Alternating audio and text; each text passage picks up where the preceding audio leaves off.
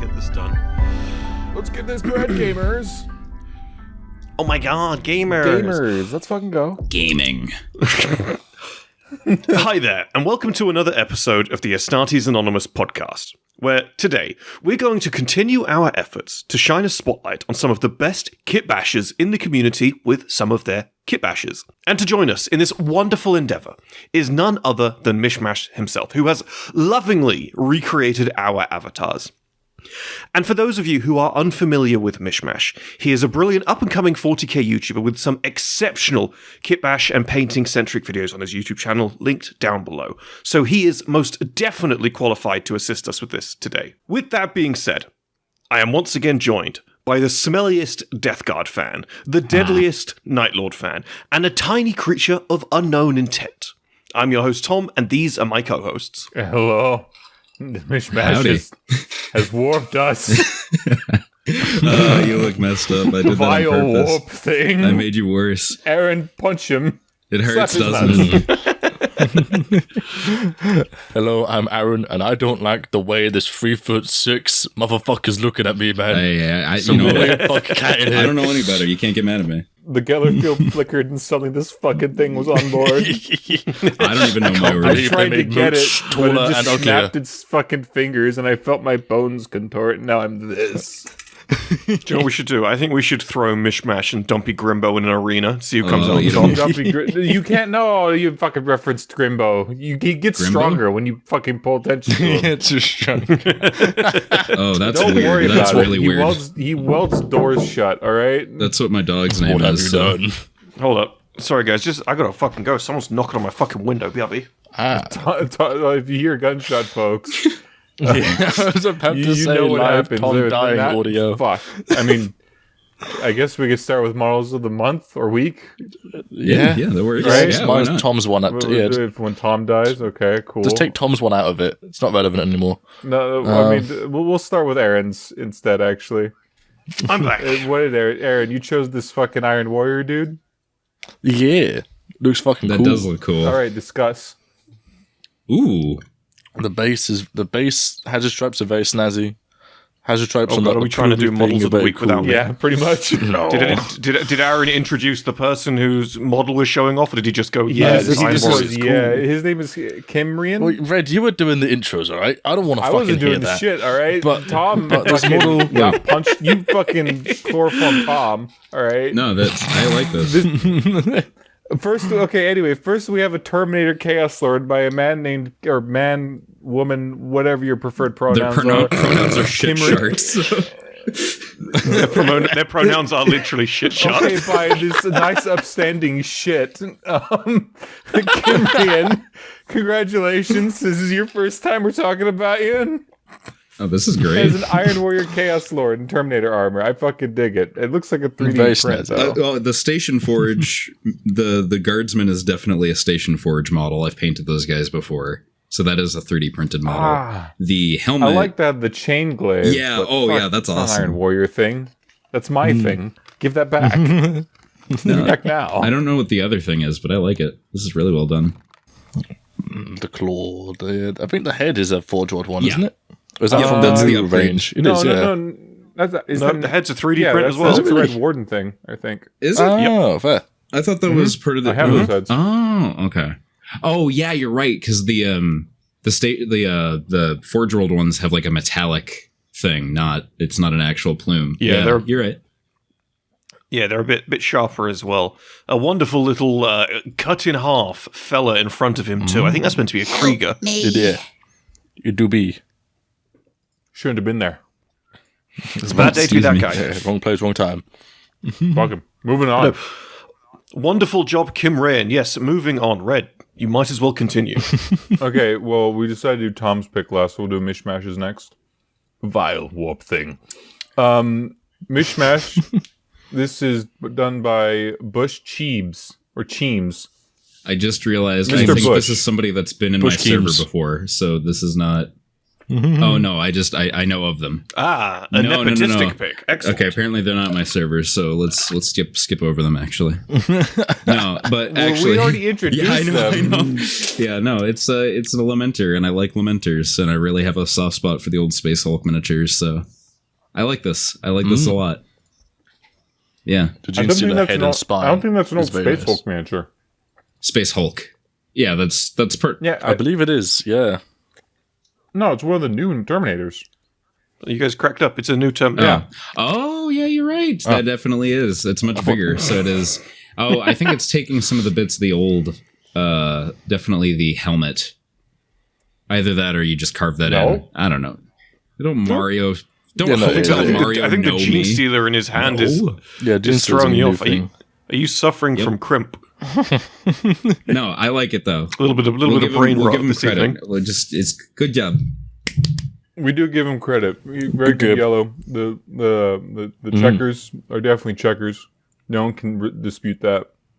That's definitely a beheaded Gene Stealer. That is definitely a beheaded. Fuck that Gene Stealer. His name was John. Yeah. He wasn't paying his taxes. Really flatten that one on the floor. Gene Stealer John. Gene Stealer John. Gene's John. John Denham. John Denham. Is that him? John fucking Denham. Holy fuck. That's the real John Denham. Holy fuck. That guy owes me money. He's going to struggle to pay it now. Yeah, fuck. This is why we need to fucking get rid of the Lamenters. Fuck. Wait, the Lamenter is John Denham, or is it the Gene Stealer? No, the Lamenters killed John Denham. Oh, I was gonna say, money. yeah, seriously, he. I was about to say that's way more than a 38. Worst fucking chapter, honestly. No, We're getting distracted the now. Space Wolves? Question mark? We are. Anyway, next up, Tom. Finally, John Halo. This one's John fucking Halo. What the fuck? he's in the goop.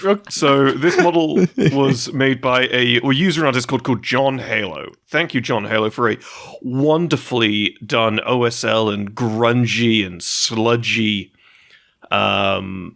boarding actions fella. I've forgotten what these guys are called. The Imperial Navy breaches. Yeah. Navy breaches. That was They're cool it. models. It looks a bit Gene Stealer-esque. Yeah. That is the what are they called? They're called like the fucking hatch cutter. That's a chain fist that they have on. And I think it's like one of the strongest melee things for that fucking kill team. Yeah, they're a really good kill team. I want to get them. I mean, it's a fucking chain fist, and so Yeah, he's standing in the Nickelodeon slime. I like it. Nickelodeon slime. Nickelodeon mentioned. Yeah, no, I used to do that all the time for my old Death Guard. Continue, please. Is this like one of the only mortal scale chain fists? I think so, yeah. Okay. It's the only one. Is the only one? Uh-huh. Because Guard has got some wicked. power fists, but they haven't got any chain fists. So yeah, I think it is the only one. Very cool. Well, excellent job, John Halo. Excellent job to the other models of the week as well. Gentlemen, shall we move on to the main topic? Yes, sir. Perhaps. Can do. Mayhaps indeed. We need to get like So, a voice clip of Moots doing the hell yeah. So Tom can just play that. hell yeah. Hell yeah. I'll we need to make robo moots. Robo Moot. To just sort of pop up on the screen. Homunculus version of him. Yeah. I know there's some Dark Elder that can back row clone. It would ask me how. He's like a little smiling friends baby. No, Mooch would jump at the opportunity to draw himself as a transformer. No, it's Don't give him the Robo. option. Shut up.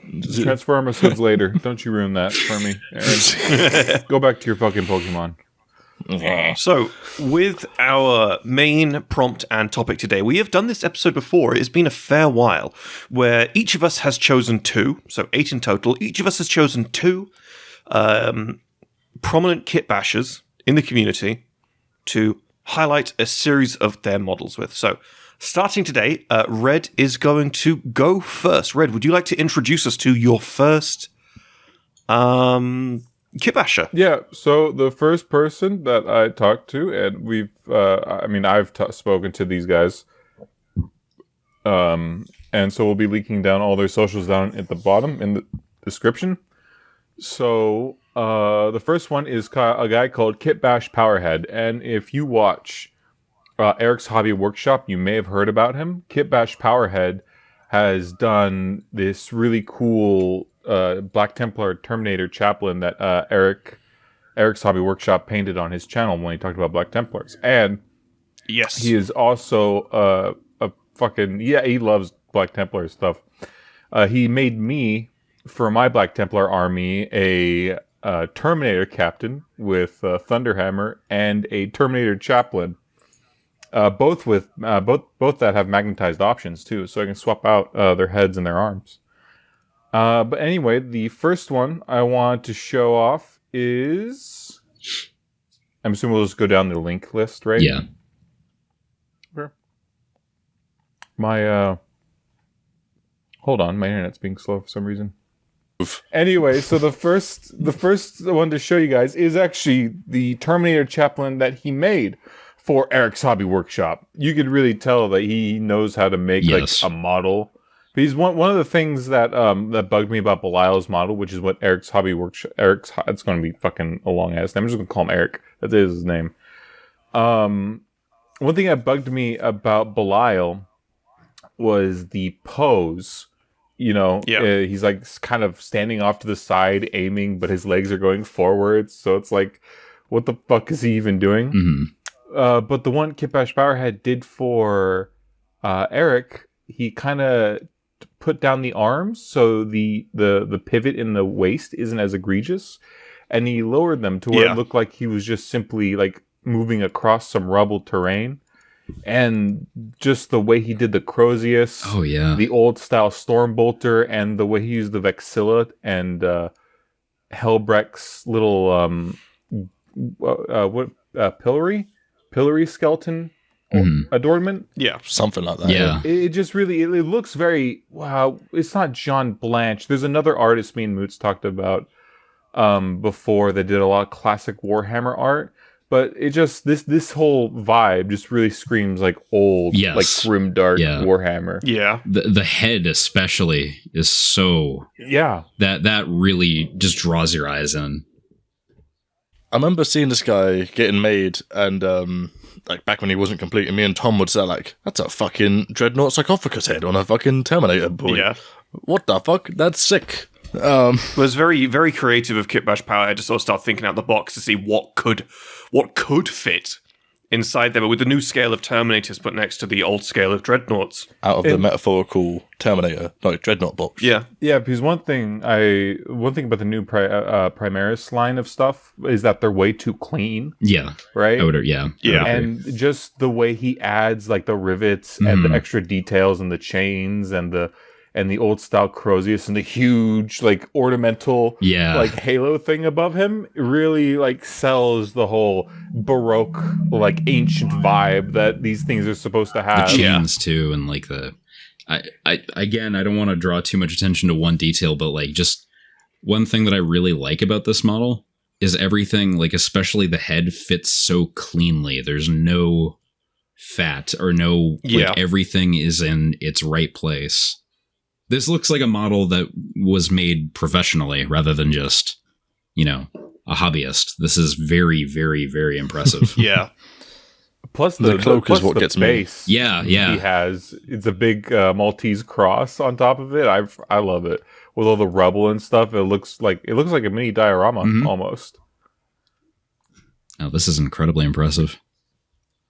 Yeah, that's another thing that I like about it is that normally with capes this huge and billowous, like remodeling or reposing the miniatures like that tend to make it look kind of wonky with the cape, because the cape might be flowing in one direction. But the way he managed to move the arms down just enough to where the cape is almost flowing behind him, and it doesn't look too out of place. Or out of place at all. No, really. No, you're right. That's a really good observation on like it. Like I said previously, it just feels like this is made like everything is made with intent here. There's no. Yeah. This is excellent. Plus the it's not overdone. Yes. All the details on it, because most of the time when people do stuff like this, they put like a whole bunch of stuff all over it. or like use a whole lot of green stuff to try and change it entirely. But no, I really appreciate what I really like about it is that how he just basically uses the base model to enhance the details that he wants to add onto there. Everything has a place, sort of thing. Yeah, that's something that's quite interesting to say, because with a lot of people doing John Blanche inspired miniatures, the very grimdark John Blanche inspired miniatures, you see an awful lot of minis that are just caked with stuff and then painted with streak and grime, and it's like bing bang boom, here's my John Blanche mini. And that's really not the case. John Blanche inspired miniatures like this will often have lots going on, but it takes a very special kind of eye to make those parts match together quite as seamlessly as this, especially in a mini that's Black Templars, because nothing Space Marine is more John Blanche than the Black Templars. And so, I think following that vibe to its logical conclusion, I think Kitbash Powerhead has done a really, really excellent job with this mini and with your mini as well. So, yeah. Do you want to move on to the next one? He's shy. Hello. He's shy. Yeah, sorry. So the next one up is another Black Templar thing. Ooh. I like Black Templars a lot. Go figure. But yeah, it's a Leviathan Dreadnought that is equal parts giant murder machine and fucking catacomb. Yeah, absolutely lathered in skulls. He's very pure too. If you didn't know, all those purity still on the chest. He's insanely pure. Just look at him. No, this is like I want to know how they keep those skulls up there. Yeah. Honestly, no, this is. I love this. This feels like right at home with like third to fifth ed, just like the full the grimmest, darkest you can possibly get. This just if you notice on this thing for the Leviathan's head, you can see a bunch of wires back there, connecting him into the sarcophagus. That was just about to mention that. That looks really cool. That's so good. Like, can you imagine having to do all that? Yeah, like each individual skull itself.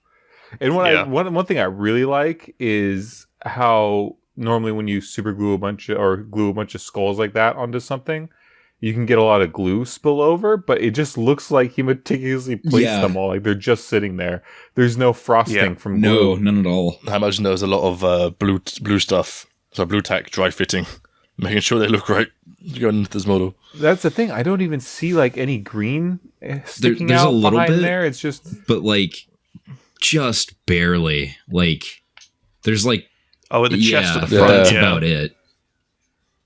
Yeah, I think it's more to fill in for the Vexilla thing he put right there.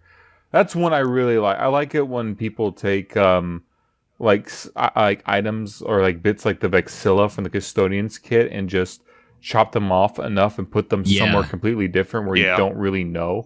In fact, I don't even know if that's actually Vexilla or something completely different. No, you're right. It is. It definitely is. That is 100% the Custodes Vexilla that he's taken, mutilated and turned it into the front plate for the Dreadnought. It looks amazing. I also love the Infernus cannons under the chest, too. I really like that. Yeah. Oh my god, I didn't even notice those. Yeah. This is one of those things where there's just so many small details on here. Yeah. But he keeps that wonderfully chunky sort of silhouette and figure that makes him look the part entirely. Yeah. Oh, and look at this. He even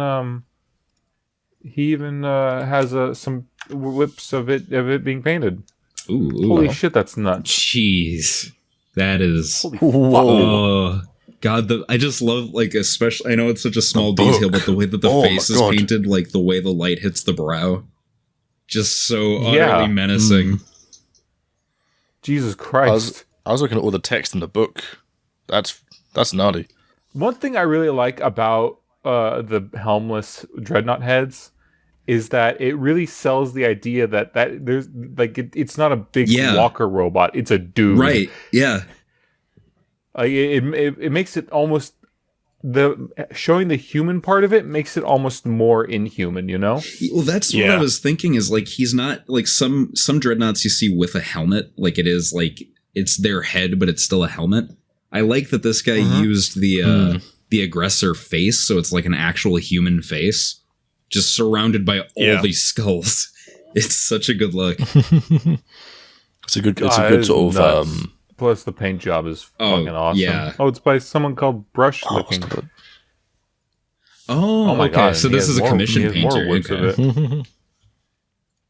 God damn, that is. So just to confirm what Red was saying there, the actual paint job that we've put on the screen for the last few minutes is by another painter. Just throwing it out there, another modeler called Brush Licking on Instagram, and we'll link him down below as well. Oh yeah. But yeah. Anyway. So there's another video on Brush Licking's page of like the side-ons and the weapons and stuff being painted. We can see more of it as well. Yeah, it's very, very cool. So if you're interested in seeing the baddest fucking dreadnought to ever exist, go check that stuff out. Yeah.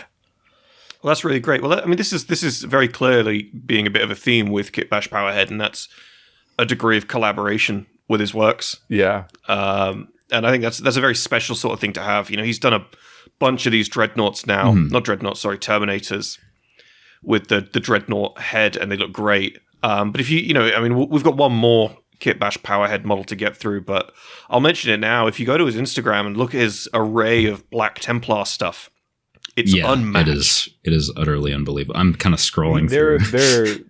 There was a lot of stuff. There was a Grey Knight I thought about sharing. Yeah, I see that one. That's, It looks straight up like some fucking box art. Everything that Powerhead does, it looks like is straight out of like 2nd edition John Blanche. Yes. The Grim Darkness. Yes. Of the Grim Darkness, you know? Well, that 3rd edition box art with all the Black Templars battling on a hill. Yeah. Yeah, really excellent stuff. I'll tell you what, this...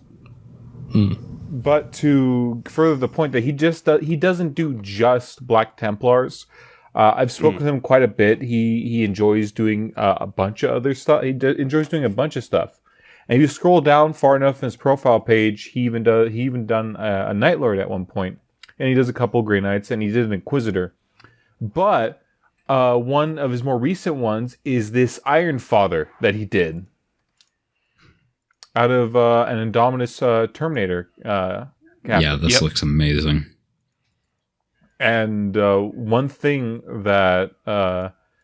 common thing with Powerhead is his use of a lot of plexicard armoring to bulk up the models that he works on, and just his way of how he uses like the Cataphren Destroyer chest plates as like side skirts. And now if you look at my Terminator Captain he did for me, he used it to like bulk out his chest and all that, and and in conjunction with making the bases very like not too large, because one thing I see a lot happen with characters like these is that the base will be too big, right?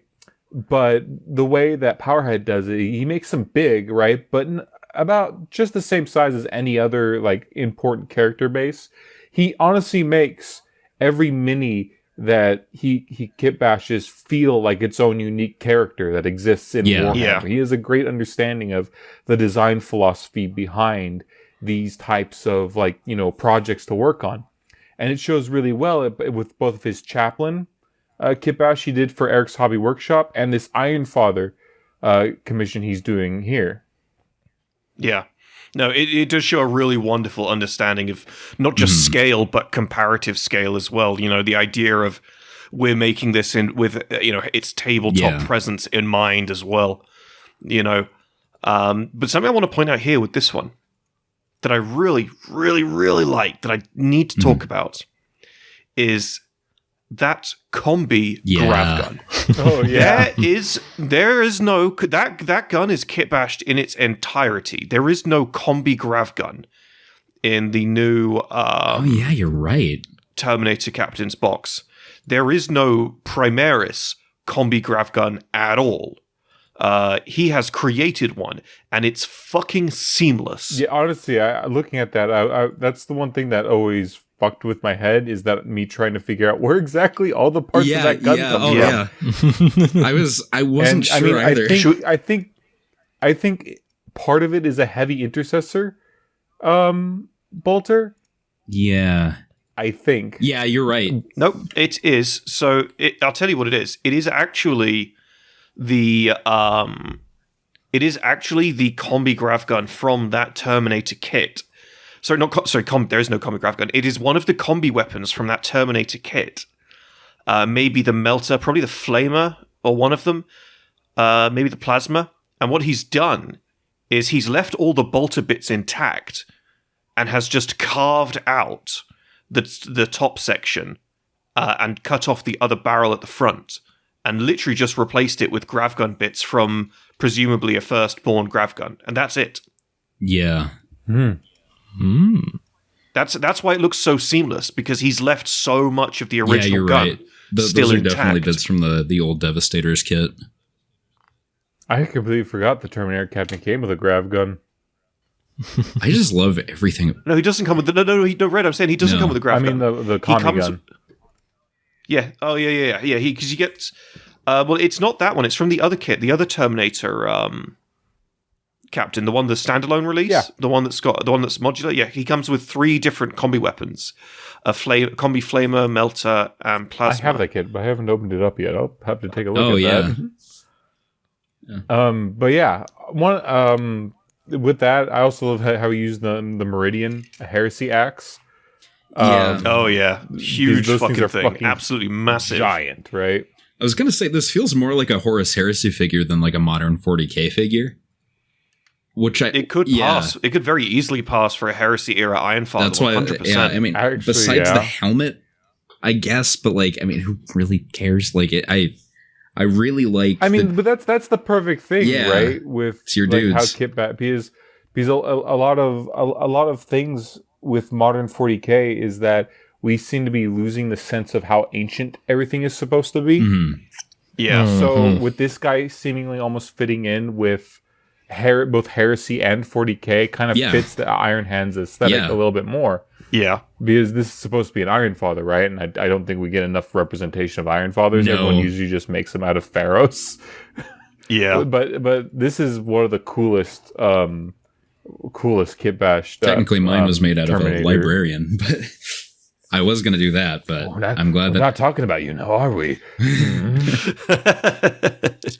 But no, I simply just adore Terminator characters, and I love crazy ones like this, because the concept of Iron Fathers and even Hell Fathers, fucking like I really like. I wish I saw more of those, and I'm really happy that I know about Powerhead and watching all of his projects extend out, and even getting some projects from him. I got able to get some projects done by him for me, or whatever that makes sense. But yeah, if anyone's also... Sorry, I was going to say what you were going to say. Go on. But if anyone's interested, you can hit him up. On Instagram. We'll have a link down there. If you want to get your own custom character done by him, I highly recommend it. He's pretty affordable, all things considered, for what he does, and he's a really cool guy, and he's willing to work with you on whatever you need. I personally like to just ask for a concept and give him a few ideas and let him take complete control of it. Because he honestly has such a great grasp on like the 40k aesthetics, especially with Black Templars and Iron Hands and stuff like that. Yeah, it's not just Black Templars and Iron Hands as well. Again, just like all of the people we're going to mention on this episode today, take the time to click on their profiles and go and have a scroll down. It'll become very clear very quickly that Kitbash Powerhead doesn't just have a great understanding of the Iron Hands and the Black Templars, but also a great understanding of Iron Warriors, Blood Angels, Dark Angels, everything else as well. In fact, I would say his strongest Dark Angel character as well. Fuck. Of course, yeah. I would say the greatest thing, just in summary, the greatest thing about Kitbash Powerhead to me is a really exceptional understanding of. I know Red hinted at this a moment ago, but a really exceptional understanding of that older vibe that 40k had for so many decades, that the introduction or the renaissance of 40k is lacking desperately. So if you're desperate to have something like that in your army, please drop him a line. Right, gentlemen, shall we move on to another one? Yeah. So the next one I want to show up is a gentleman, also by the name of Tom, or rather Singularity Forge over on Instagram. And the first one I wanted to show off was this fucking nuts. Jesus. I don't even know if this is a kitbash. It's like a full conversion of a Norn emissary using nothing but Necron parts. Yeah, I saw this when the emissary was revealed, and I was scouring the internet for a 3D print equivalent. And I saw this guy's fucking thing pop up when it was a work in progress, and I was like, that's fucking nuts. That's fucking insane, dude. And here it is fully painted, and it's like, fucking damn. And recently, I've been making my own Necron army, so a lot of these bits are familiar with me. Just being able to look at all these angles that he's shown and seeing all the model kits that he's used, like the little the lightning effect on his back, that is the Void Dragon's wings. Yeah. The little carapace parts that are in sections, those are all Wraith, Canoptic Wraith body parts. And if you look at the head, the other parts of the Void Dragon's wings are also serves as the crown on the head, as well as having these the Triarch Stalker forelimbs as the big scything limbs. He uses the Wraith claws as the toes for the thing. It just, all this stuff it's honestly insane. Looking at it and seeing all the different Necron kits that went into this, and seeing how he used them to make, like before, completely made out of Necron bits, but somehow managed to mimic the exact way a Norn emissary looks. Yeah. Am I correct in thinking the head is mostly a Canoptic spider? It is. Yeah, I love. Yeah, I just couldn't quite place it. It might even be a Canoptic Tomb Stalker or Tomb Guardian, actually. Oh, yeah. I can't place the tail though. No, I think maybe the tail might be something completely different than Necron stuff. Maybe not 100% Necron, but a majority of it definitely is Necron. Yeah, I like this. I like the painting too. I mean, obviously we're here for the kit bashing, but just want to give props to that too, especially on the lightning. Yeah, this is one of the incredible things that it makes it look like it almost looks like something out of Horizon Zero Dawn. Yeah, actually, I was really thinking does. Bionicle It really did that does. also. That's probably a more apt description. That does too. Yeah, it's like the white and orange energy in the blue gives it a very clean, almost like hyper sci-fi look with the kind of naturey completely base. Yeah, continue. Yeah, this thing fits almost completely in like its own different setting. Almost, I would argue that this doesn't really seem 40K. This just seems like a different, like, apocalyptic sci-fi setting, which isn't bad by all means. No. Yeah, I agree. I really dig the use of the kits to make something completely different. Well, that's it, because no one said it yet. I'll say it now. The sheer creativity and lateral thinking used to look at these random Necron kits and go, that bit there? Yeah, that's a torso for a Tyrannid now. Or that bit there, that's a claw, that's an arm, that's a head, that's a leg, et cetera, et cetera. The out-of-the-box thinking employed by, Singularity Forge making this miniature, and the other ones we're going to show here momentarily, is really fucking inspiring. I mean, I know the next one, I've had a quick peek at the next one coming up. Actually, can we move on to the next one? So I really want to talk about the next one. Yeah, that's good enough ways to transition. So the next one, and so these ones were all picked by Red, by the way, just throwing that out there. But this next one is a actual Tyrannid. And this thing is utterly insane. The gaping maw on this by combining what essentially looks to be a psychophage on top of a Norn emissary with what's it called? What's that brain boy called? Neurotyrant? The Neurotyrant coming out the back as well, No, that's not, that's normal for the emissary kit. They just have those on their back. Oh, did they? Oh, do they have tentacles coming out the back? Yep. That's weird. I don't paint Tyranids, so I don't know as much. So. Oh. Same. I mean, honestly, after seeing this, I really wanted to get my own Norn emissary. Yeah. I think this is awesome. That gaping maw is so intimidating, and the paint job as well. I love the colors. Like Mish was saying a moment ago. Just perspective-wise, you don't see the psychophage mouth from below very often. Normally, you see it from above because it's very sort of hunched over, like floor crawler sort of thing. I think seeing that on this, it's fucking sick. One of my biggest gripes about like the new Psychophage was that I thought its face looked fucking horrifying, because there's something about like big gaping maw and really tiny eyes that just like hits the almonds in your brain to be like, there's something very wrong with this. But the face looked terrifying and badass, but the rest of its body was just weird and dopey, in my opinion. So like the model, which has a cool concept of being like this gaping maw of devouring shit, became like a very like silly model for that. This feels like.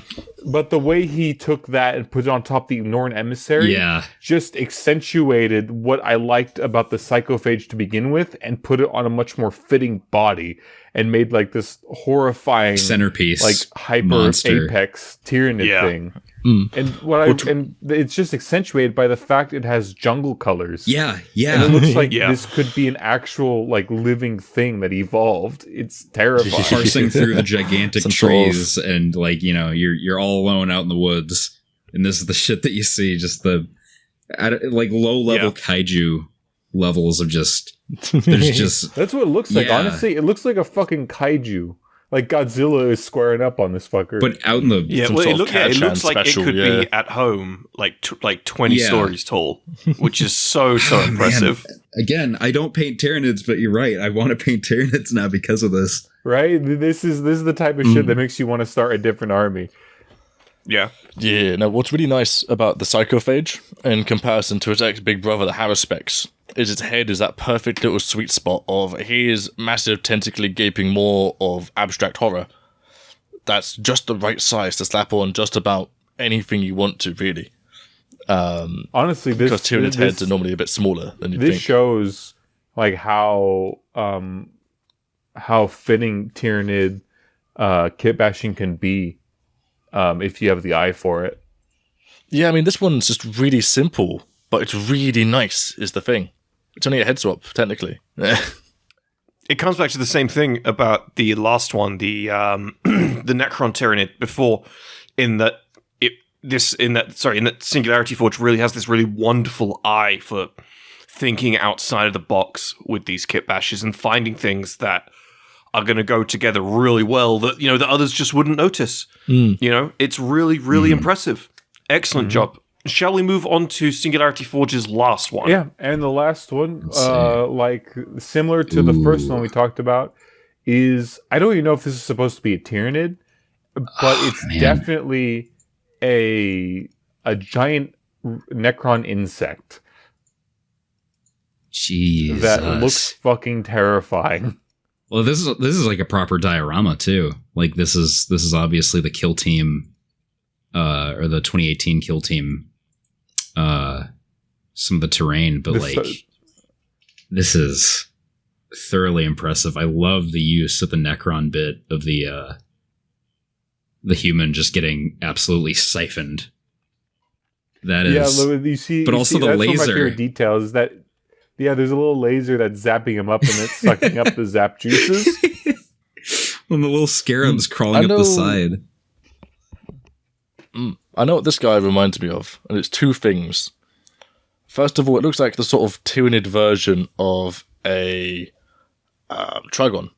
Big tail, 6 limbs, big sort of eaty mouth, bada bing. But it really reminds me, just looking at the sort of diorama piece here, of did anyone ever watch that movie like 6 or was it 7 about the puppets? 9. Weird sort of 9, it does. Fucking, because 7, I 8, watched 9, the movie recently.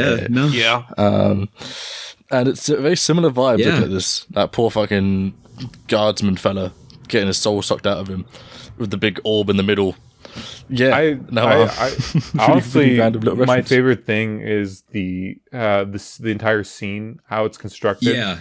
With it bursting out of the ground and then the moving water. this rubble aside and then grabbing the little dude. Yeah. And then you can even see on its chest, or chest, there's like a little window right there where you can see some type of liquid. I assume that's where he's storing all this man juice inside. Man juice. I was just looking at that. I thought it'd be really cool if you somehow, God fucking knows how, they were to put like some sort of Soul of the Damned to bang on the glass sort of coming out. That'd be really cool. Your soul does not matter. We just need the juice. Yeah, exactly. The juice. Give me your juice. That's how I wake up in the morning. Honestly, give me your juice. Yeah, I immediately break into my neighbor's apartment and start siphoning his juices. Their juice. I just like a fruit.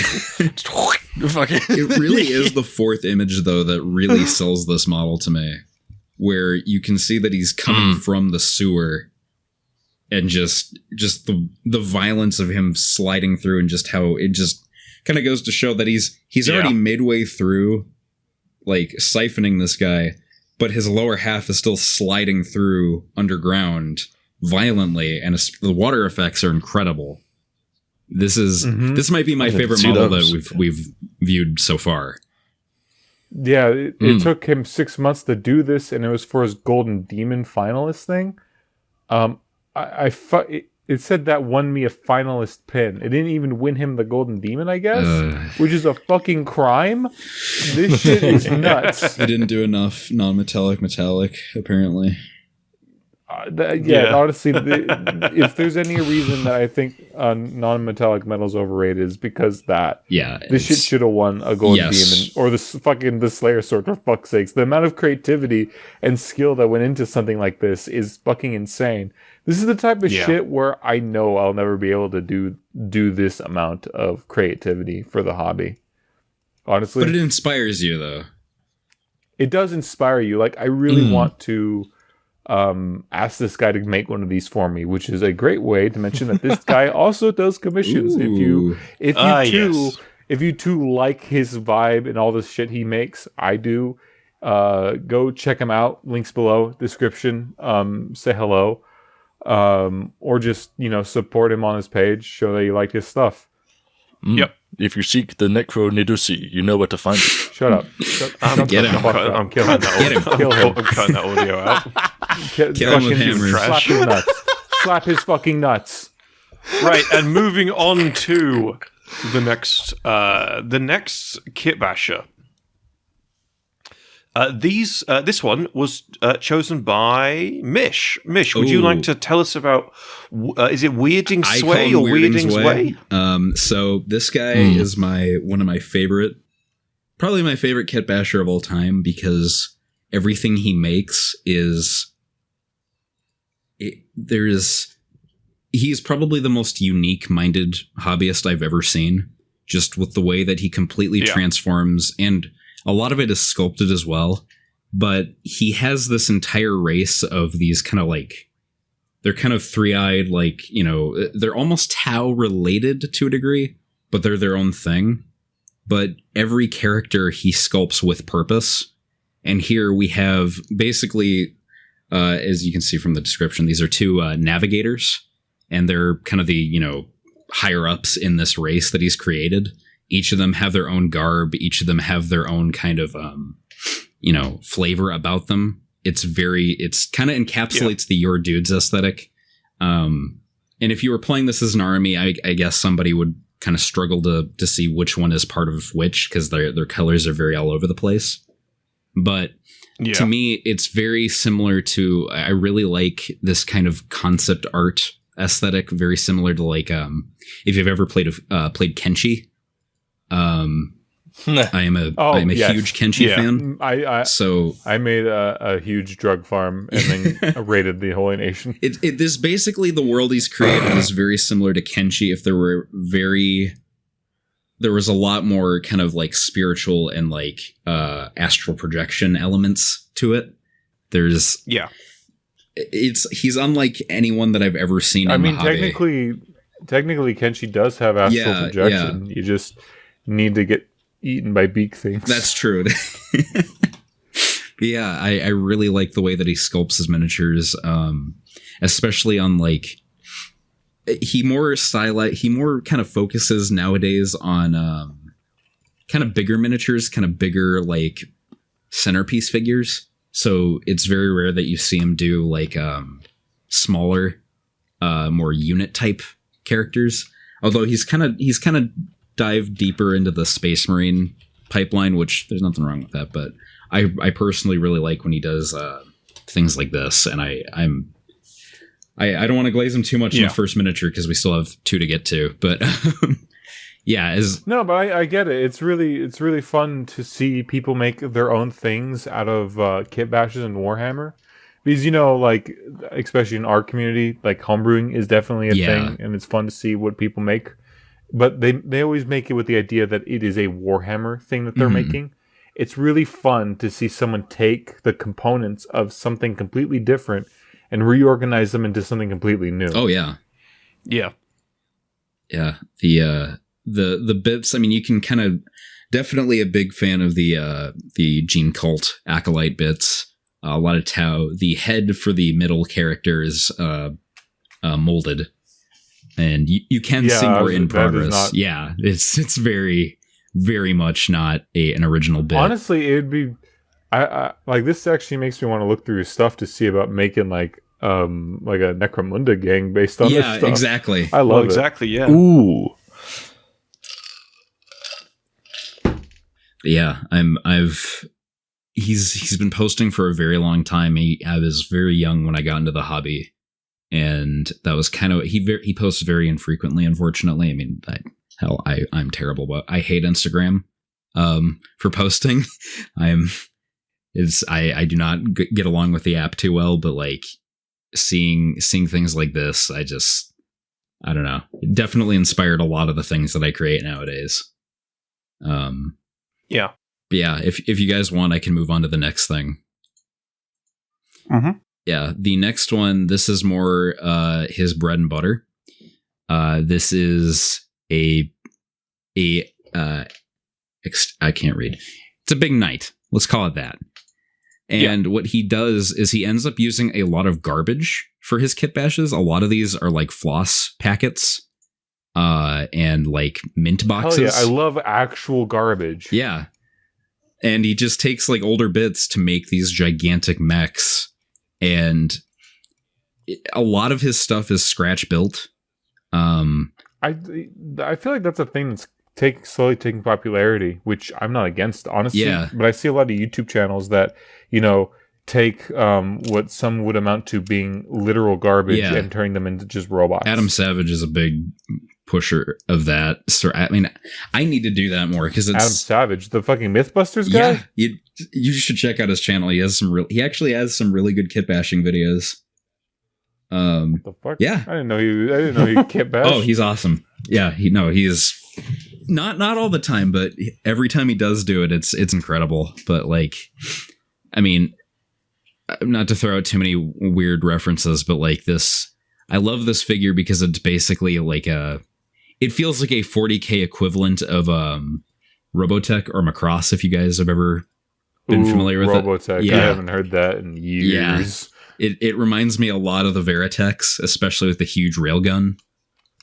But yeah, I love huge fucking railguns. Honestly, we need more of those. Every boy should have a railgun. Bring me Metal Gears in Warhammer. All right. Yes, please. Honestly, that would make me very happy. Yeah, I love this stuff. It's definitely something I want to get into more. And I used to do it a lot more before I had a channel. But yeah, this is honestly, I kind of wanted, I picked this one because I feel like this one is almost a more 40K like relevant figure.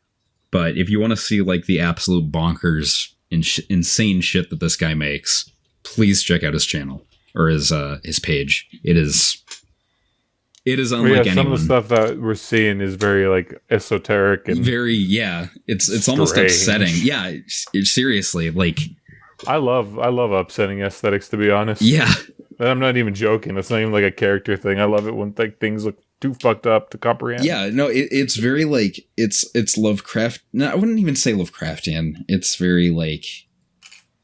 Lovecraft. That is the vibe, right? Yeah, kind of. Like it's strange. It hits faces like a where weird they part of shouldn't your be. brain. Yeah, where you're like that's wrong. That's Eldritch. That's what Eldritch means. Yeah, that's a better way of putting it. Yeah, non-Euclidean. Yes. No, or non-Euclidean for the fucking iPad babies like Aaron. What the fuck? Should we move on to the next one? Yeah, I would love to. Yeah, the final one is this is, I wouldn't say this is a more recent one, but I really love this one because this one's my favorite one so far. Yeah, holy shit. And so far we haven't really seen things that he's painted, and his painting style is very like fitting to the miniatures that he builds. It's very, I mean, it's kind of classic grimdarky. It's not like it's just straight up like, streaking grime, but just the aesthetic of combining these very mechanical bits with a biological essence to it. And I also like to just think that all these heads are arguing with one another. I don't know why, but I do. They're confused what they should have for dinner. They're all arguing over Sonic or IHOP. One of them wants Denny's. I love that one of them is very clearly a Skitarii head that he's gone out of his way to put a fucking beard on. Yeah, it's like little elements like this. Like everything that he does is with purpose. Like seeing, like, I mean, this is definitely one of those miniature channels that you need to like see the before and after to really grasp everything, because the amount of you, I mean, it makes me jealous because I am not good with green stuff. That's been kind of like a long-term goal of the channels to kind of like learn newer things for me, rather. I know green stuff is not a new thing, but like just the sculpting that this guy is capable of, and just almost kind of needlessly detailed. Like you said, the beard, like it's little things like that makes it stand out so much more. And especially for people like us that, we know most of these kits, we like the painting side of the hobby. It's fun to have your little snap at the finger and go, oh, I know where that's from. But just, I don't know. Weirdings is... That is one of the best things I think you can do as a kitbasher is to attempt to make the bits you use unrecognizable to where they came from.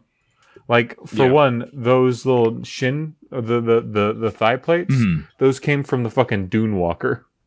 Oh, yeah, they did. And I only know about that because there's another kitbasher I see on YouTube that talks about them all the time. I didn't even notice that. I don't know how I didn't notice that, but you're right. Well, I don't play a lot of mechanical stuff. So. Incorrect. So? You're incorrect. Those thigh plates are the tread covers from the Mechanicus Cataphrons. Oh. Well, now I look... Sorry, gents. The ones on the Dune Walker are much more massive. Huh. Well, it does not... But there you go. That's it. Doesn't that prove your point? Yeah, doesn't that prove your point? My point, yeah. Yeah, but he made us look stupid, so now we have to do horrible things. Anyway. So now I have to go kill my neighbor with a hammer. Exactly. Go, have fun. Get the Ryan Gosling picture out, Tom. Oh my god, he's literally red. I am a dangerous person.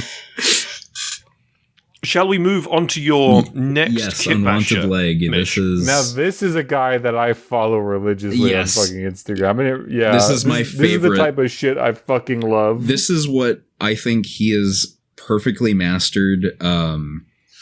This is his custom Legion or Warband. The Red Locusts, they're I guess, successor of the Word Bearers. I don't know what the terminology is. They are they're successors technically, but they are like quintessentially like the best representation. Like I would consider them the true representation of what fucking chaos does to you. Yes. Like it actually, because one of the things that I don't like about Warhammer is how they don't really they kind of undersell what chaos does to you definitely. As a person. Yeah. Like they either turn you into like a fucking meatball, a stinky meatball, a sadistic meatball, or a bird that tricks a people. bloody meatball. So, but like none of those seem negative. The Red Locusts, just what we'll see today. This is pure evil. Like this is. It looks like whatever they turned into, they do not like it, but they're insane now. They have no way of dealing with it. It's like a fate. Like it's almost as bad to be one of them as it is to be fucking in one of their guests. Yes. In fact, I want to actually build off the end of that actually, because this accounts for all of the Unwanted Leg ones that we're going to show off here in a few moments. Not just this first one, but the other two as well. It's very Silent Hill in space. And I love that. There is a true... I think your description, Rod, was actually just like... to be... They are slaves to what they've become. They are not... There is no joy here. This is just pure dread incarnate. Yeah, it's honestly... You can almost feel like it coming through the screen. Like... Yeah. How twisted they have become. That sickening feeling in your gut. One of the best things I love about his little things is that he puts the descriptions, but the descriptions are never very long, but like there's something like resplendent of chaos, but like you look at it and they're just like, it feels like they're forced to be saying that. Yeah, they don't actually want to say that. Yeah. There's no fucking way this is resplendent in chaos. But anyway, but like going on to like the first one you wanted to share, right? Mm. Oh, I guess we haven't really talked about the actual model, but just I don't know how he made this. I don't know what this helmet is. I do love that he used the Chaos Stars as the pupils. The Word Bearer stars. That is the Slaneshi endless spell face. Ah, okay. Holy shit! Really? Yeah, it is. I was. Damn. He said in the comments once. And I went to go look up the kit to see, but like the way he paints and cuts off parts, it makes it look unrecognizable to where it came from.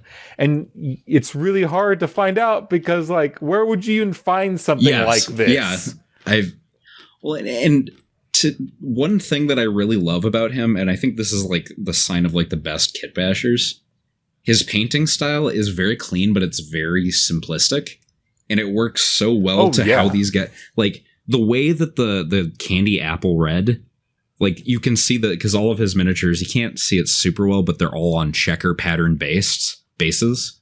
That is another detail I love. It feels endless. It makes you feel like these guys live in a liminal space. Yes. Like if you somehow found yourself into just a pure, like I just envision like a pure white place with nothing but checkers over the floors and maybe a few weird details. If I found myself there, I'd be like, oh fuck, I gotta find a way to kill myself now. just literally Peter Griffin snap your neck on the staircase before anything can happen. Yeah, best option. Fuck this.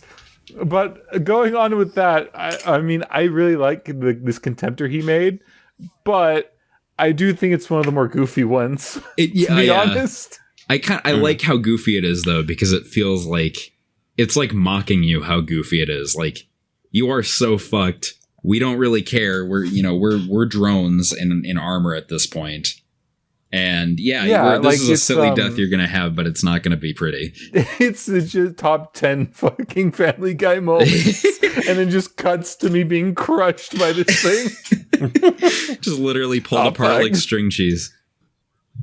That I honestly, but it does give the metallic finish, which I really just fucking love. That's the best I've ever paint. seen of that kind. It makes it look like an automaton. Yes. Like truly, like it is just hollow on the inside. It's almost certainly some sort of semi-chrome spray, right? He uses like candy apple red by is it Vallejo or AK? I almost want to say it's Tamiya. Oh no, it's Tamiya. Yeah, it's Tamiya. It's like a Tamiya candy apple spray over some type of coat. I don't quite remember. He talks about candy red as great as he talks about in the comments a bunch of times because people always ask him the same thing. But it is a spray. I think he does spray over it. But a little interesting detail that we might see later is the guy to our right has a little lamb's head on the pole. Yeah.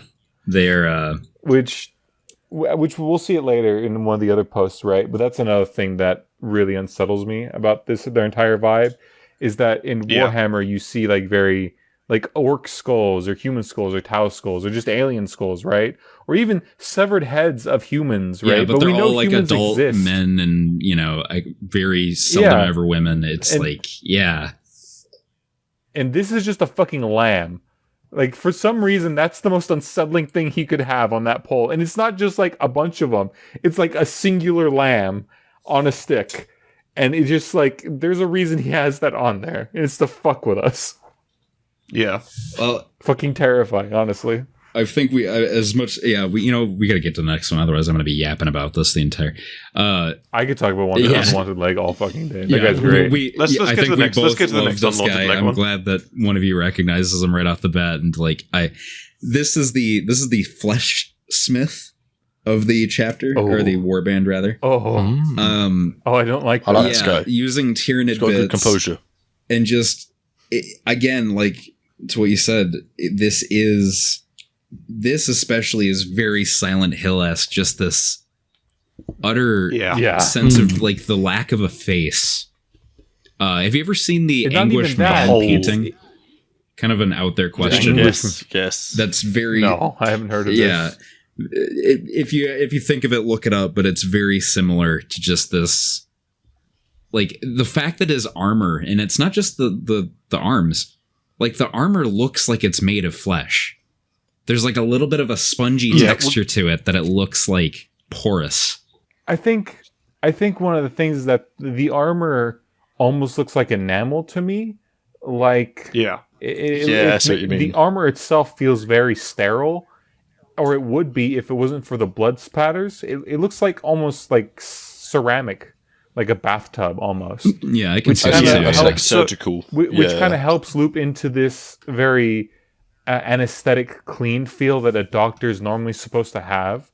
But then, like, past the color, you just see these horrible things his arms mutated into, which are very clearly meant to fucking brutalize the shit out of you. Not just brutalize, just seems like a very tame word for what this guy would do to you.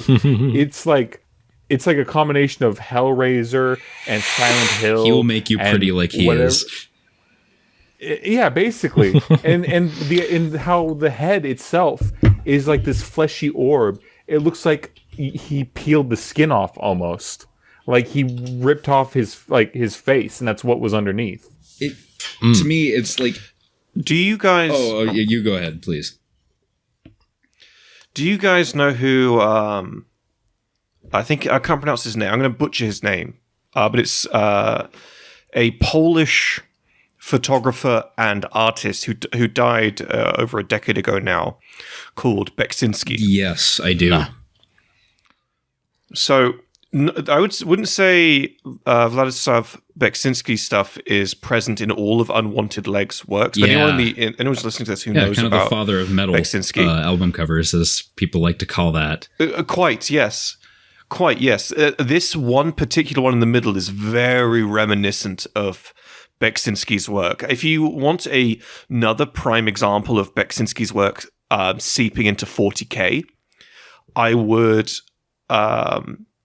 tell you to look at the ending scene, the final scene in the Astartes animation, when the Space Marine wakes up and he's in that sort of foreign world. That is almost one-to-one based off of a Beksinski artwork. With that whole... Okay. Yeah, I get what you mean. Do you see where I'm going with this?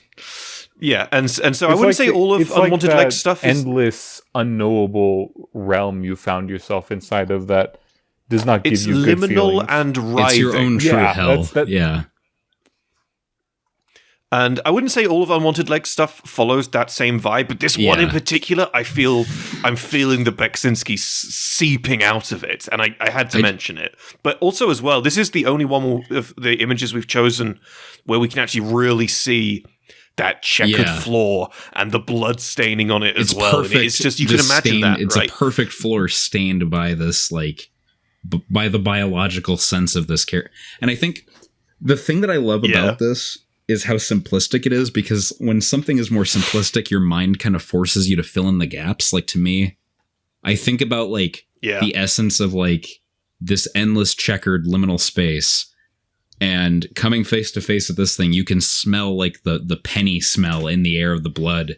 And like, I just imagine like, like again, Silent Hill, we're going with that. I like, you know how Pyramid Head breathes, or it's kind of like this gurgly, like metallic. That's just what I imagine is just this. True, like no words are spoken. There's, you're fucked. Yeah, you're fucked. Looking at this guy, absolutely. Now, looking at this guy, the Five Nights at Freddy's floor aside, it's funny you mention Silent Hill, because I look at this and I think more like Hellraiser, Cenobite sort of vibes. Yes. That's more what I get. That's very from true. It. It's got the mutations, it's got the weird sort of peeled back flesh on the face, but it's not... Yeah. Well, it's pretty abhorrent, but it's not like... fucking... Yes, obviously it's abhorrent, but there's obviously some structure to it. Yeah, it's still humanoid in shape. Like the Cenobites. Yeah. Yeah. Moving on to the final one, we can actually get another look, especially at the Red Locust themselves as regular units. Ooh. So these guys, again, are just... I think that's probably the best way that I've ever had anyone put this, is that they are like slaves to their own, like Thousand Suns are like locked in their power armor or whatever. These guys, I feel like there's just, the mind is completely wiped at this point. Like it has just been eroded by like endless hours of, whatever horrible nonsense that they're up to. Fentanyl addiction. Yeah. Well, and to the animal thing, like the lamb, a lot of these guys have headless doves on their bases for some reason. But like the sergeants, this is almost, I kind of hesitate to say this because I don't know if it's like, I don't know, it's unpopular to say. I feel like the sergeant, because that's the middle character here. The sergeants have like kind of the Gene Stealer talons. I feel like they are almost a little too much away from the aesthetic that I think the original Marines go for. I honestly, I felt the same, that, they feel like they don't really fit. Like they almost feel like they're their own thing completely. But that may be the vibe he was going for, is that the sergeants aren't actually the locusts, that there may be something else. Yeah, like you there's like a slow kind of progression or regression of your, like you become more feral the longer that you're part of it, maybe. I don't know. But regardless, like I love the helmets. Again, it's the lack of a face with like these small little details. It just... There's nothing to plead to. There's nothing to argue with. There is only what comes next. It's terrifying in its simplicity, and he, the execution of that on a miniature on such a small scale is so wonderful, and it's quite interesting actually. I'll say this now, and I know I said it before as well, but you can go to his Instagram is literally Unwanted Leg, one word, Unwanted Leg on Instagram. And you can just sort of scroll down and have a mooch. And this guy will give you a feeling for Chaos Space Marines that nobody else ever could. It is truly unique.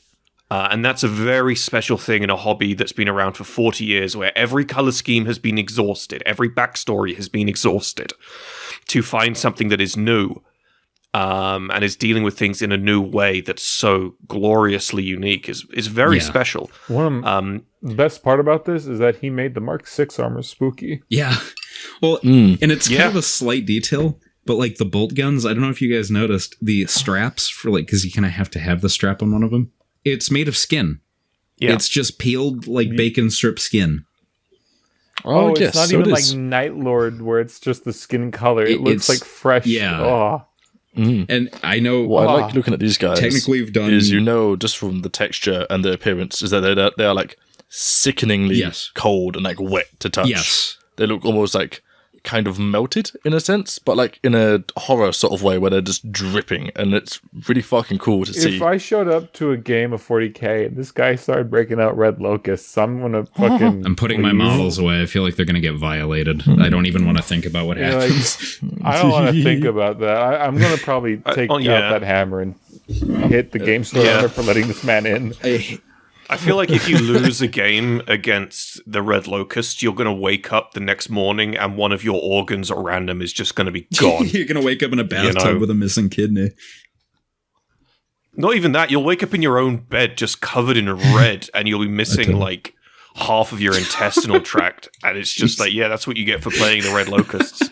I like this dude. Like has so much on his page that, and it's gives you the vibe of I don't like this. Do you know what you could do? You could actually dead ass with the Red Locust. You could dead ass do a whole narrative, visual, emotional deconstruction thing with just the Red Locust and what they are. Especially if you do it comparative to every other Chaos Space Marine.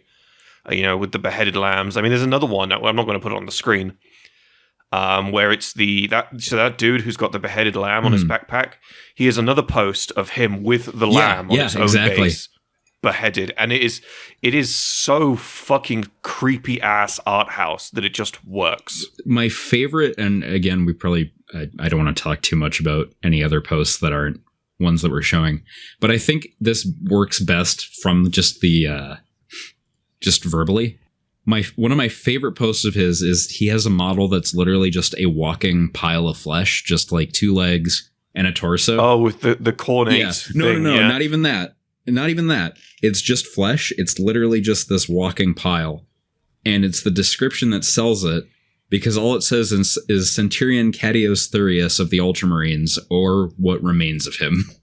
Oh, I was just about to comment on that. Like that, just the idea that used to be a Marine.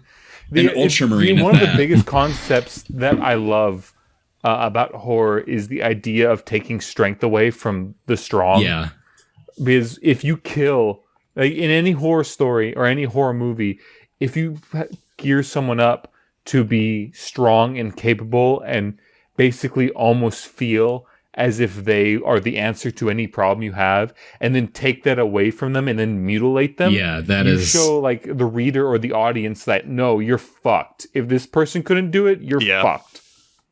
Strength isn't going to get you out. And I love that concept of they just took this Marine and showed you what the Red Locusts do. Because he doesn't go into what they did to him. No, it's just what happens. That's the afterthought. What happened. Because like a bunch of people who love to write homebrew stuff is like, oh, they go into it and they want to make it fucked up, and they do a lot. But this is the best example of more or less means more. Because, less is more, they showed you what the Red Locust are and showed you what they look like, and then they showed you what they did to one person, and you're just like, where's the connection? What the fuck happened? Holy shit. Yeah. It's really hard, because when you're into 40k, and you've been into 40k for a long time, you get very quickly desensitized to the creepy of it. And there's a lot of creepy. When I don't know if you guys can remember when you first got into 40k, but when I first got into 40k, the creepy that is chaos, that was chaos back then, was something that was very prevalent to me mentally and visually. And it's something that you get used to over time. And then, like Red's saying, not just with homebrews, but with canonical stuff as well, you start applying names, faces, and events, stories, feelings, emotions to things. Even some of the best 40k novels are centered around Chaos Space Marines, and whilst these are great novels, they do an awful lot to desensitize you to what chaos is. And I know we've said this before, but it is so special that a homebrewer, no less, can bring back what makes chaos so terrifying, alien, so other, so not to reuse a word we used before, but so eldritch.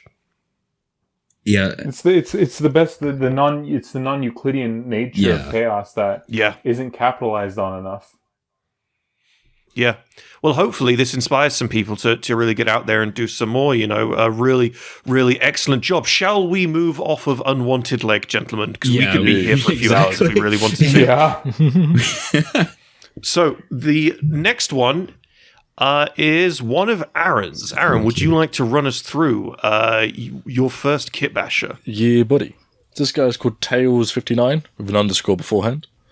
But he's just made this... I say just made. Posted it a day ago. This really fucking cool Kroot monster conversion thing, similar to some of the stuff Red posted, but it's more like, it's just more like a mounted thing. If you have a look at it, it's got the really gnarly drone face with the saws. Dude on top of it looks fucking kitted out. We are going for the Horizon Zero Dawn aesthetic again. I like this. Yeah, I was literally about to say that. Yeah, no, it just fits the bill really nicely for like but more scrappy. What people want Kroot to be rather than they actually are, which is kind of fucking a bit flaccid in comparison. But it's just a really cool, big sort of stealthy jungle. Why the walker fuck thing. is that Kroot on Tren? He's fucking shredded, isn't he? He's absolutely roided. Jesus, I didn't even think about that. Like, that Kroot ate the Liver King. Yeah. Oh, he's gonna go blind. Yeah, he probably just ate a marine. Yeah. Goddamn, honestly, fuck the mount. That Kroot's terrifying. Just the level of detail with this, I love, like, and it's why, like, I don't really like Tau on their own. Like, Kroot, or if I'm gonna do anything related to Tau, I love Kroot. I just love, like, the implementation. Why is that Kroot seem like he's saying I'm the Easter Bunny?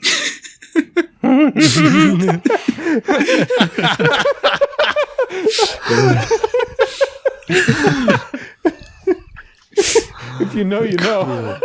If you know, you know. All I'm saying is that he's on the battlefield and he's saying I'm the Easter Bunny. I don't know how to fucking feel about that. I mean, you wouldn't fuck with him either way. 360 degrees and walk away. That's the strongest Kroot in the fucking universe. Holy shit! It's one of the Kroot that ate orcs.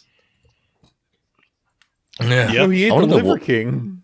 I feel like that would probably kill you. I don't know, man. That guy has so much stuff going through him. I don't know if that would be helpful or maybe not. But I like the mount itself. I can definitely tell the various different Tau bits. This really makes it seem like this Kroot, this Liver King Kroot, somehow took like a destroyed like ghost keel. And like rebuilt it into something more fitting for him. Again, Kroot. They got better knowledge of how to build shit. So I feel like a Tau tried to stop him from like stealing the rims off his ghost keel, and that Kroot just fucking punched him in the throat. Kane style throat punch. What do we do? What do we do? He's the strongest fucking thing here. What are you trying to do, huh? It's called. He's called it a ghost spear, which implies it's a stealth unit, which makes it even more fucking spooky to think about. I like it. Weird tiny detail. I like his little like decorative blanket that he has. Like it's again, I think I'm a sucker for like the tiny details that kind of makes this more Kroot. Yeah. Like just, and I like it is strange because like this guy is supposed to be fighting space marines. He's like so tribal, but at the same time really advanced. Yeah, that's what I love. Kroot. Like, I mean, look at the Carcharodons, dude. Same thing. Just Marines. But Carcharodons don't ride around with no armor on top of a fucking they don't street sharks ass mount. They're still fucking in power armor in a giant spaceship. This guy is out here in the open. He can get sniped. Right? This is a universe where sci-fi like sniper rifles travel like hundreds of miles, and we have assassins that will wait for literal years for the perfect shot. Yeah. And this dude's just out here like flexing his pecs. Yeah, he's gonna stare you down the scope and just slowly shake his head like, nah, you really want to try that? I think I've just worked out who this guy is. This is the guy who killed Sly Marbo. He just ritualistically that's his hand on the back. The little hand decoration. Yeah, that's his skull around his neck. Jesus. That's how he got those gains. Holy fuck! Oh, this is a great one. I really, the more I like look at this and and this is what I love about kit bashing is like the kind of story that it brings to it. Like there's so much character here to love. Like the little feathers decorations on like the side on the more back area of the mech. Yeah, that's honestly the little things I really like about Kitbashers like this is what type of little personality things you put there. Like the blanket, the feathers, because he's very tribal, so like it kind of gives him this air of like sentimentality for his culture. Yeah. And then he just has fucking twin saw blades on the robot's face. I want this model. Like, I really kind of want. I want this figure in my display case. And like the wires being exposed, and the very obvious ghost keel parts it was made out of made it feel like this Kroot built this out of a ghost keel that I assume he ate the pilot for. You take a bite. Have a nibble. I like the Orlok. Reasons to eat the ghost keel pilot. I'm hungry. He's right there. My tummy rumbles, and my tummy's making the rumblies, and only he will satisfy.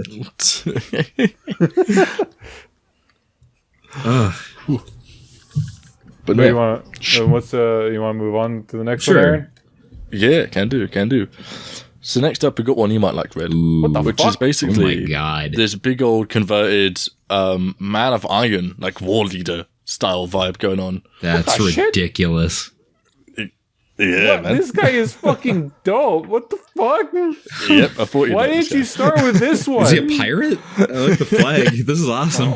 Holy fuck! Like, this is insane. I love how he's holding a fucking Space Marine. Oh, he is. I love it. By the way, I love it when people have like models like this that are just like talk shit about Space Marines, because a Man of Iron would totally fucking clap a Space Marine's cheeks, no problem. But he's used the torso from the Blackstone Fortress fella, and I think the legs as well, with a little bit of an extension, and added on a shit ton of extra bits and bobs. The last and one details. you can see he added. Oh, yes. I like that. That's even that's a battlesuit head, by the way. Yeah. Yeah.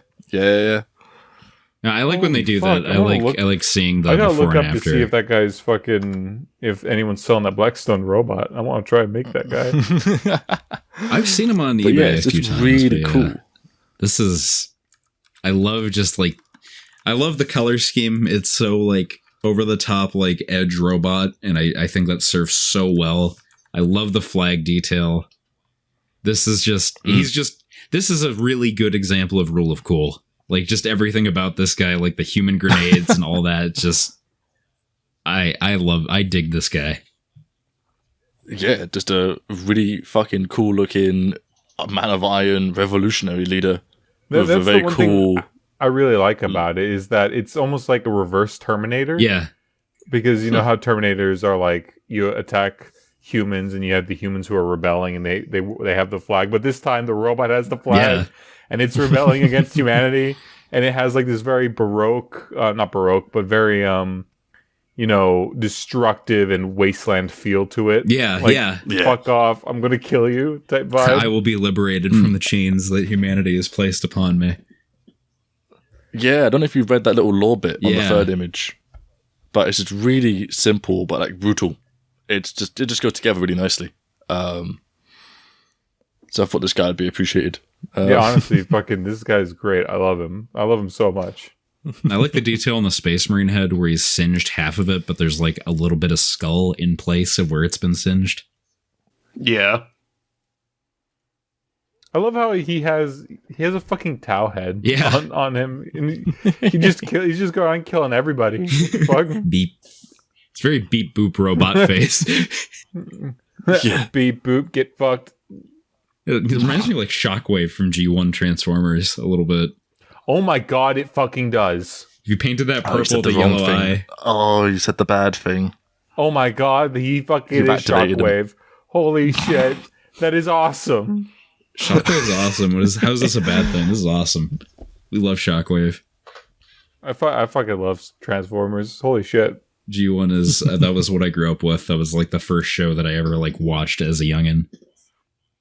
I can appreciate. I had Armada when I was growing up. Armada was also really good. I really, that was like my favorite interpretation of Starscream, where he was kind of like this little like good guy edgelord.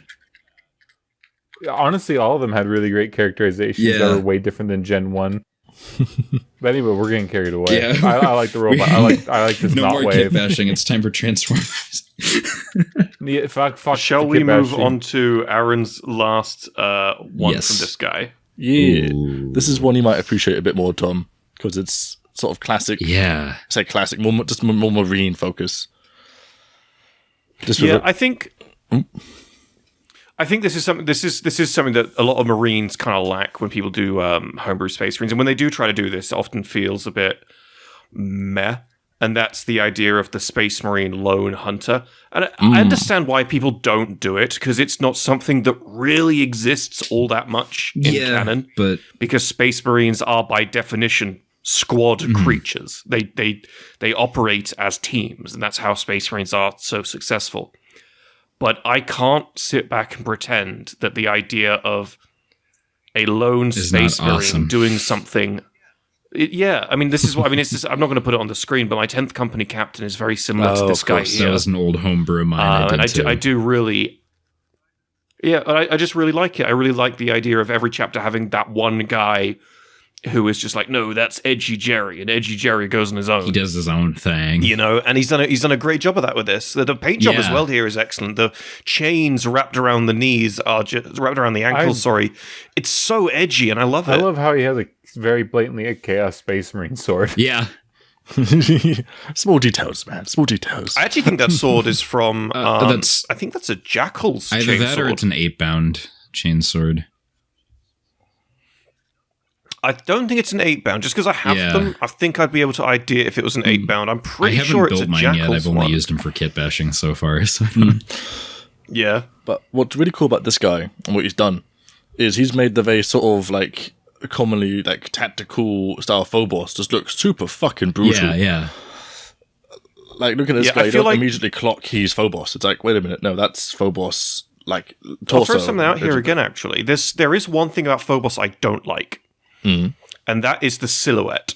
And the reason I don't like the silhouette is because it gets way too thin around the lower legs. And because of how he's done the chains, he has fixed the problem I have with the Phobos silhouette by giving it just that extra chunk at the base. So he still has all that tactical of the Phobos, but retains the chunk silhouette of a Space Marine. I think it's great. I really love the color scheme. I scheme. Like the Phobos legs.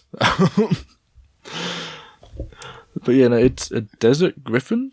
Yeah, whatever chapter. It's a surprisingly unique color scheme, despite like, well, I kind of made I talked about it recently. Like, there's only so many color schemes you can do with Space Marines that haven't been done, but like the gray and the white and the red. Like, I think one thing that isn't. You have all kinds of flavors of Marines, but a lot of people like to go. I would say the most common one you see is the very knightly, like Black Templar-esque, which I love. But I really do like kind of the appreciative, like, I like the tactical Marines, like, and I mean like tactical. Yeah, I was about to say Raptors, like this guy, like this. Yeah, this guy looks like he's been in a fucking war zone.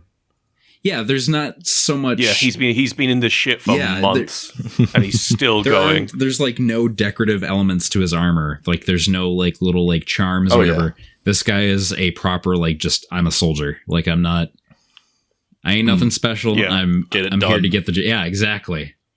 You say that as I was painting my custom Terminator, fucking fancy Black Templar. Hey, there's nothing wrong with that, Character Master dude. No, I like. He's got like fucking gold and shit all over him, and a fucking skeleton and a pillar. Tons of people that used to be living beings as like little like keychains, basically. No, I like this model a lot. He's a cool guy. Cool guy. Right, shall we move on to Aaron's second Kitbasher? Indeed. Oh, sorry, did we even name this Kitbasher? Yeah, I said it was Tails 59 at the start. Tails 59. Yeah. All right, let's move. All right, would you like to tell us about your next one, Aaron? Yeah, this is GrimNGribbly. I found him not too long ago, mainly by the first post, which goes a little bit more back to my roots. This guy does a lot of sculpting, but he still uses a lot of plastic kits as well, so it's not super dominant. It's about 50-50 from what I can tell. Yeah. But it just goes so balls to the wall with what you can do with it, man. Like, this Nurgle champion fella here looks fucking insane. I love this so much. The big bonk hammer especially pleases He's got the big smo hammer. But That's the it, I'm getting me mallet. He's got to go punch a cartoonishly purple squig. No, but yeah, it keeps that Terminator vibe going, but still being like so Nurglified beyond sort of saving, like a nice sort of spot between a Spawn and a Blightlord Terminator, for instance. It's the bulbousness of everything like fits so well. I was about to say how sagged his flesh. Like it almost looks like his arms have grown, are too long. Yeah, with how much like extra skin there is, and it looks that's the one thing about Death Guard that I think the models don't really do a good job of showing, is how like distended and like sickly like their bodies have become. Yeah. There's a couple good ones, but for the most part, no, you are correct. I'm thinking of their models are probably the best cut, look the most thematic for what they are compared to other Chaos Space Marines. But you only really see the armor, I really enjoy.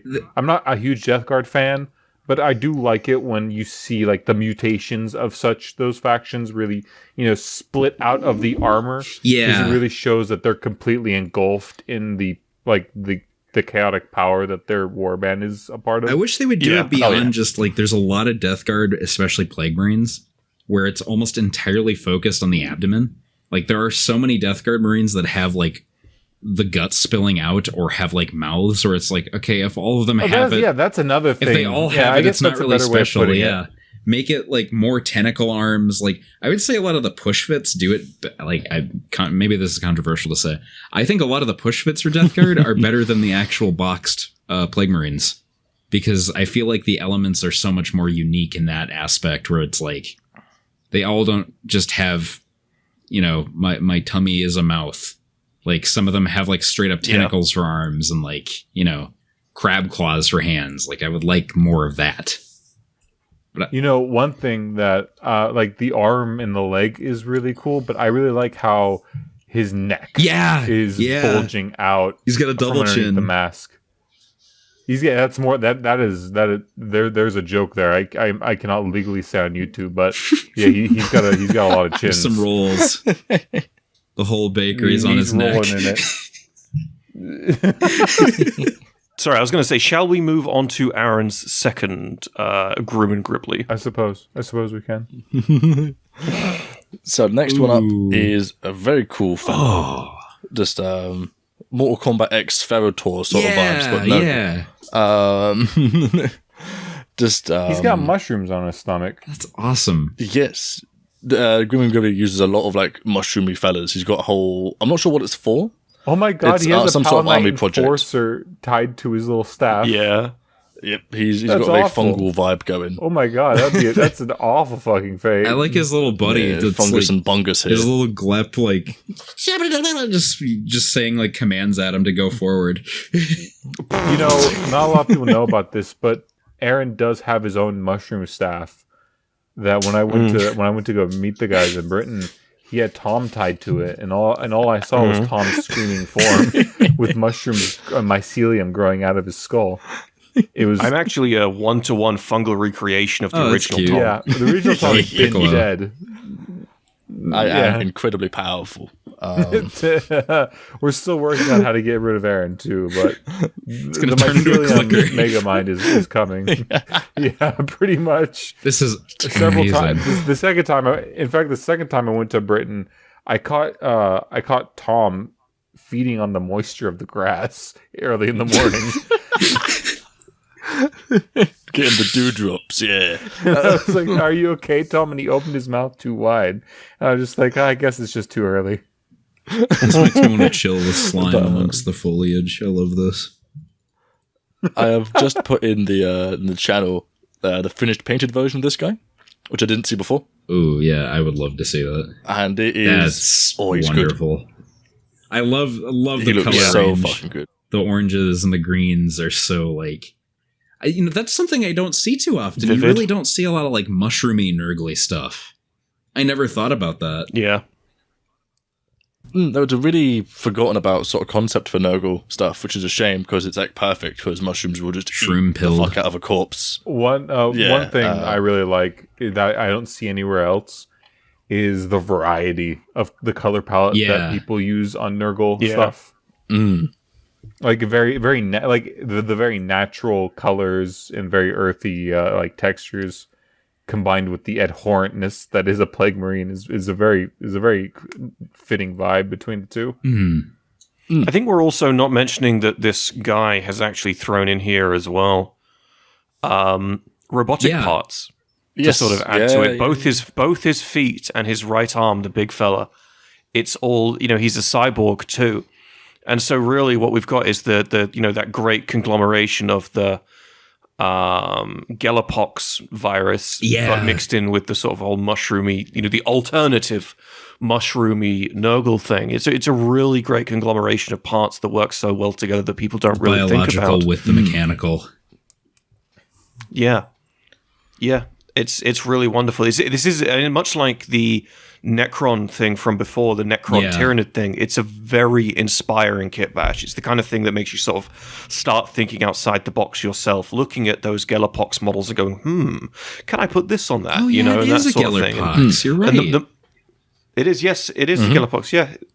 It's a stroke of genius, what he's come up with here. It's really, really great. And I love the fact that, like we mentioned at the start, there is a Palanite Enforcer who is in hell attached to the end of his staff.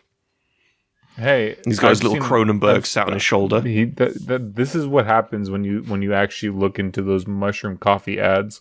I keep seeing pop up. One sip. Yeah. You know what? This model to try this, fucking assholes. Now, this model is a great example of the comparison between Moot, the guy on the shoulder, and Tom, the big guy below him. Right? It's a great likeness. No, Tom's the guy on the staff. I still just can't think of like the little guy on top, just not sounding like Gleb from Smiling Friends, just constant, just yammering, just. The big guy below just went,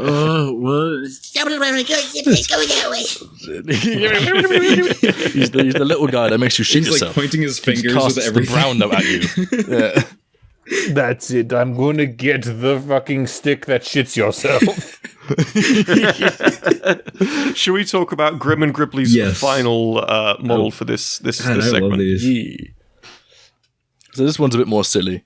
It's like a cybernetic squig and cybo squig master. Ooh. Whatever the fuck you want to call it. But it's just a really cool looking thing. He's got this cyber squig, I guess is what it'd be called. Get the cyberpunk thing out. He's got the RoboCop. He has the cyberpunk visor, right? Like this guy is about to fight like fucking Adam Savage or some shit, or Smasher. Yes, Adam Savage. I don't know, Adam Smasher. I want to hear him say that one funny line. Adam Savage is in trouble with this one. But Adam Savage is gonna fucking die. Holy shit! No. Yep. Well, there's a bunch of techie bits on the squig. To be fair, the horn I think is meant to be metallic. Cybernetic visor, his left leg is completely bionicle. And then the big man on top of him has that ridiculous kitbash to fuck staff with a bunch of copper wire. Yeah. It just looks gnarly. I used that power claw recently for a kitbash. I love the Def Dread bits for just obscure, just absurd, like, I mean, I love everything about this because it's so undeniably orky. Like, it's just, that's why I love kitbashing orcs, is there's, like, no limit to how amazing and how on kit brand you can make them. Yeah. Like, he's even got, like, a little hat and an eye patch, so you can almost imagine this guy being the sort of war boss of some scrap-focused freebooter clan. It is kind of all over the place, it just but goes it works. really hard. God, that nipple pincher staff. Ouch. Yeah, he's aiming for Gilliman's nips. Either that or a tooth puller. Imagine the fucking Primarch Gilliman being defeated by the cyberpunk squid after the guy riding it twisted his nipple a little too hard. and yeah, if we can talk about a diamond cutter. Oh, God. That's how they're going to end the series. That's how Warhammer's going to end. He pinches him and then it just causes like a chain reaction. Everything blows up. Yeah. He's not walking away out from that one. Gilliman lets out a screech so high pitched it repels the Tyranids back to the warp. Necrons back to sleep. The orcs just stop functioning. The Great Rift closes. And Abaddon feels so bad that he just fucking ends himself right then and With there. like a 38, it's nothing. It's like a really like normal pistol. It's like I just like to. Abaddon pulls out a snub nose 38. Yeah. Like wood furniture. Puts it to his Just holy shit. I like to thank poor GrimNGribbly listening to this, like our discussion of their models, and they're like, "Oh God, they're talking about nipple. What the? Please just talk about the model."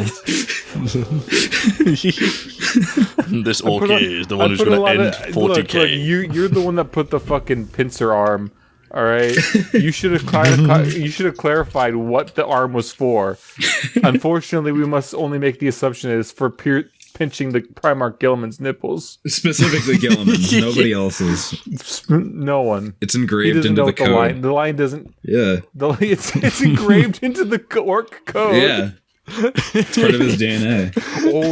All right, I just spent 48 hours making this. What is it, boss? It's a nipple pincher. They're all just. It's for the fucking Yumi's war boss, the blue one. Look it. Or it's only for him. Surely. That's a tad question. And all the orcs. And all the orcs believe it works. So that's why it fucking. It just got an entire war clans off of Warg energy focused entirely on Gilliman's nipples. Yeah, it's just like, all right, lads, we're going to pinch the Umi war boss's nips with this little pincher, and he's going to fucking explode, all right? Yeah. But this is where it actually would just evaporate him instantly. Just like... And he just run this huge long ass battle. Then he runs up and just it doesn't even do it all the way. Like as soon as it touches just a nuclear blast that takes out the world. It's like the what's it called? Shit, the evaporation effect from it's the fucking game Gary's mod's based off of. I forgot the name of it. Half-Life. Yeah. Half-Life. Half-Life, yeah, but it's just a fucking disintegrating ball. But I think that's probably I think that's enough of that. Poor Tom's just sitting here, just smoking a cigarette. Tom's dying, actually. I got 4 hours sleep last night and it's 11 p.m. But I will muster what remains of my soul to talk about my entries for this list. Why do you sound far away, Tom? You walk into the other room. He's laying down on the chair, just hand on belly, just screaming. No, Tom was just laying on the bed, on his bed, just face down. What the fuck is wrong with these fucking people? This was a mistake. Just trying to scream from down the halls on the toilet. Right, gentlemen, I'm going to do mine now. So the first one we've got up, and so there's a theme between both of mine that I've picked. So the first one I'm going for is the fella named Michael Kirkbride, and Aaron and I have been trading. Every time this guy makes a new post, Aaron and I have been trading them as they've been coming out for the last 3 or 4 months. Big fan Michael of this guy. Kirkbride is exceptional at doing Space Marines that are wonderfully unique through simplicity. Yeah. So this first one he's done, we're gonna go to the first one quite quickly because the first one is the weakest of the 3 picks that I've chosen, I think. Honestly, but it is still. Sorry about that. I didn't mean to cut you off. No, fuck you. Okay. Not my say what type. you say what you have to say now. I was going to say that this guy's almost like the reverse of Unwanted Leg. Yeah. Yeah. Unwanted Leg? Yeah, because Unwanted Leg does simplicity in a very unsettling way. I see. This guy does simplicity in a very militaristic. They both hit the. If you think about it, they both hit the same notes. They're unique. In anything they take away details from the base models themselves. Yeah. But they add just enough of a twist on those lack of details to make them unique to what their themes are. For Unwanted Leg, it's a liminal, chaotic, parasitic warband that no longer has souls. But for this one, it's a very tactical, strategic, what's the utilitarian vibe that Space Marines as war machines should have. Yeah, and I'll throw this out there as well. This chapter, by the way, isn't a successor. It is meant to be Blood Angels during something called the Bantax campaign. Now, this is some old-ass lore back when it was relatively common for Space Marines to have different color schemes, like a single chapter to have alternative color schemes for different campaigns or engagements. And during the Bantax campaign, the Blood Angels took on a sandy, deserty color scheme, which is obviously present here. So these are actually just lore canonical Blood Angels. So this guy here is basically a Gravis. What's he called it? He's called it an Augurate Adept. So it's some sort of tech fella, right? It looks like, but it really it gives me the feeling of someone who handles logistics and strategic maneuvers. Yeah, it is a pure and simple battlefield commander, somewhere between a captain and a tech marine, but nowhere near as heavy on the thematics of either. It's a wonderful, very simple thing. But I want to quickly move on to the next one because this is the weakest of the picks. So I was going to say, he is made out of Ironfather Pharos, but he does not look like an Ironfather Pharos. Well, that's it. Well, it's like you said earlier about the when people kitbash Ironfathers, they take Ironfather Pharos and then they just add stuff onto it because it's like, haha, look at my tech marine. He's so much bigger and so much more complex than Pharos. But this guy's done the opposite. Like you said with the Unwanted Leg thing, he's taken a step back. He's gone, no, let's take this thing and simplify it. In fact, Ironfather Pharos is only really present in this model in its pose. Yeah. That's about it. Everything else is stepped away from what Pharos is and is actually focusing more on the model telling a story rather than being a badass. And I think that's great. To me, it almost feels like, maybe this is out of place, but it almost feels like a very loyalist Iron Warriors. Like there's something very just so tech to it where it feels it's so... It's that utilitarian nature that Red was saying. And the helmet really sells it. But yeah, I don't want to distract too much because I know you want to get to the next one, but I like this a lot. I've seen this guy's work a lot. Well, speaking of... Well, you need to go to the next one now because I know you will like the next one. Because when you did your kitbashing Sterngarn Veterans video, you actually said something quite interesting. And that's that you always felt as though Primaris arms were just a tiniest bit too big for, what they are on the sort of hero scale Space Marines. But if you take a look at this is a pair of quote-unquote Phobos Infernus Marines. And these would be very easy to make alternatives for Infernus Marines to use on the tabletop. And it's quite simply a pair of Phobos Marines with normal Primaris heads and backpacks and the Heavy Flamer upgrade from the Horus Heresy. Yeah, it's simplicity in that it's just... I like the old Space Marine weapons a lot, and I know it's a lot because of what I grew up with. Yeah. But I feel like a lot of... And this primarily falls with I don't like bolt rifles. I really do not like bolt rifles. Oh, of course. They just look like giant Nerf guns to me. They look like something that...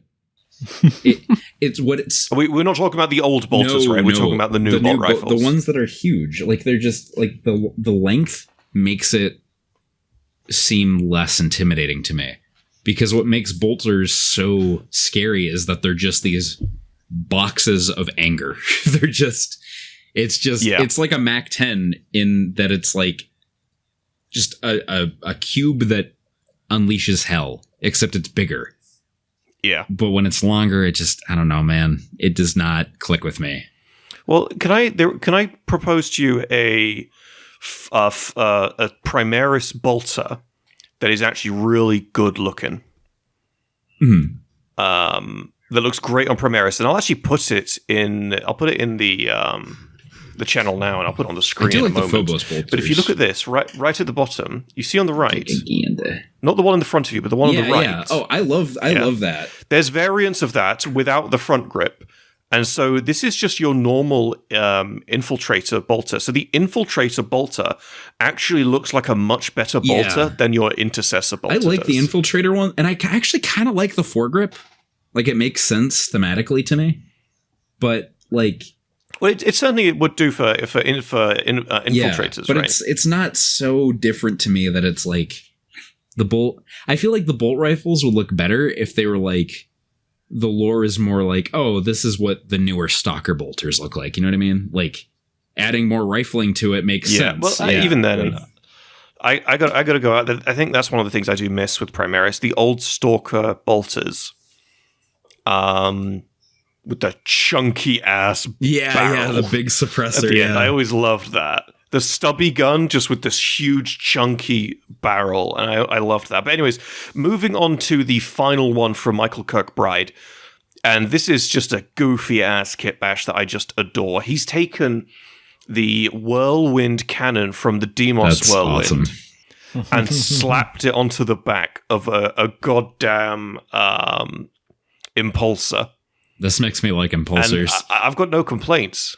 This is hilarious. This is actually awesome. You could run this in game. I mean, you'd probably struggle to run this in game as a Whirlwind just because the size is a bit too big. Impulsor? I thought it was a Gladiator.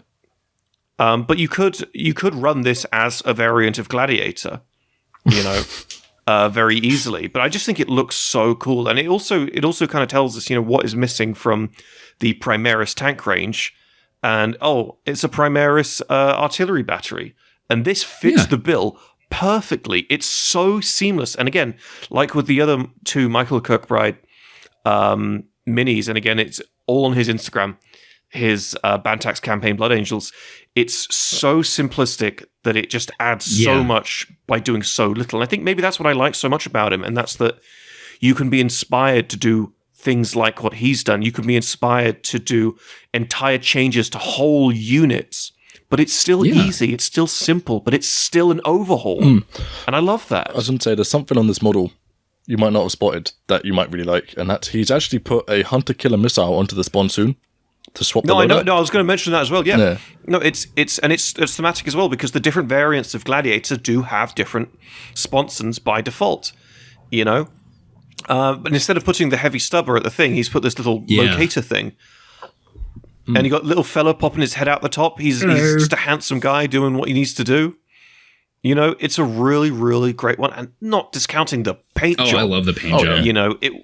We gloss over it because it's this simple desert tan, but then you realize you've got lovely dark gradients, the custom chipping. Blood Angels transfer. And by the way, if you look up the old Bantax campaign, you can find the Blood Angel symbol for the old Bantax campaign looked like that. It was much more winged, and it was pure black.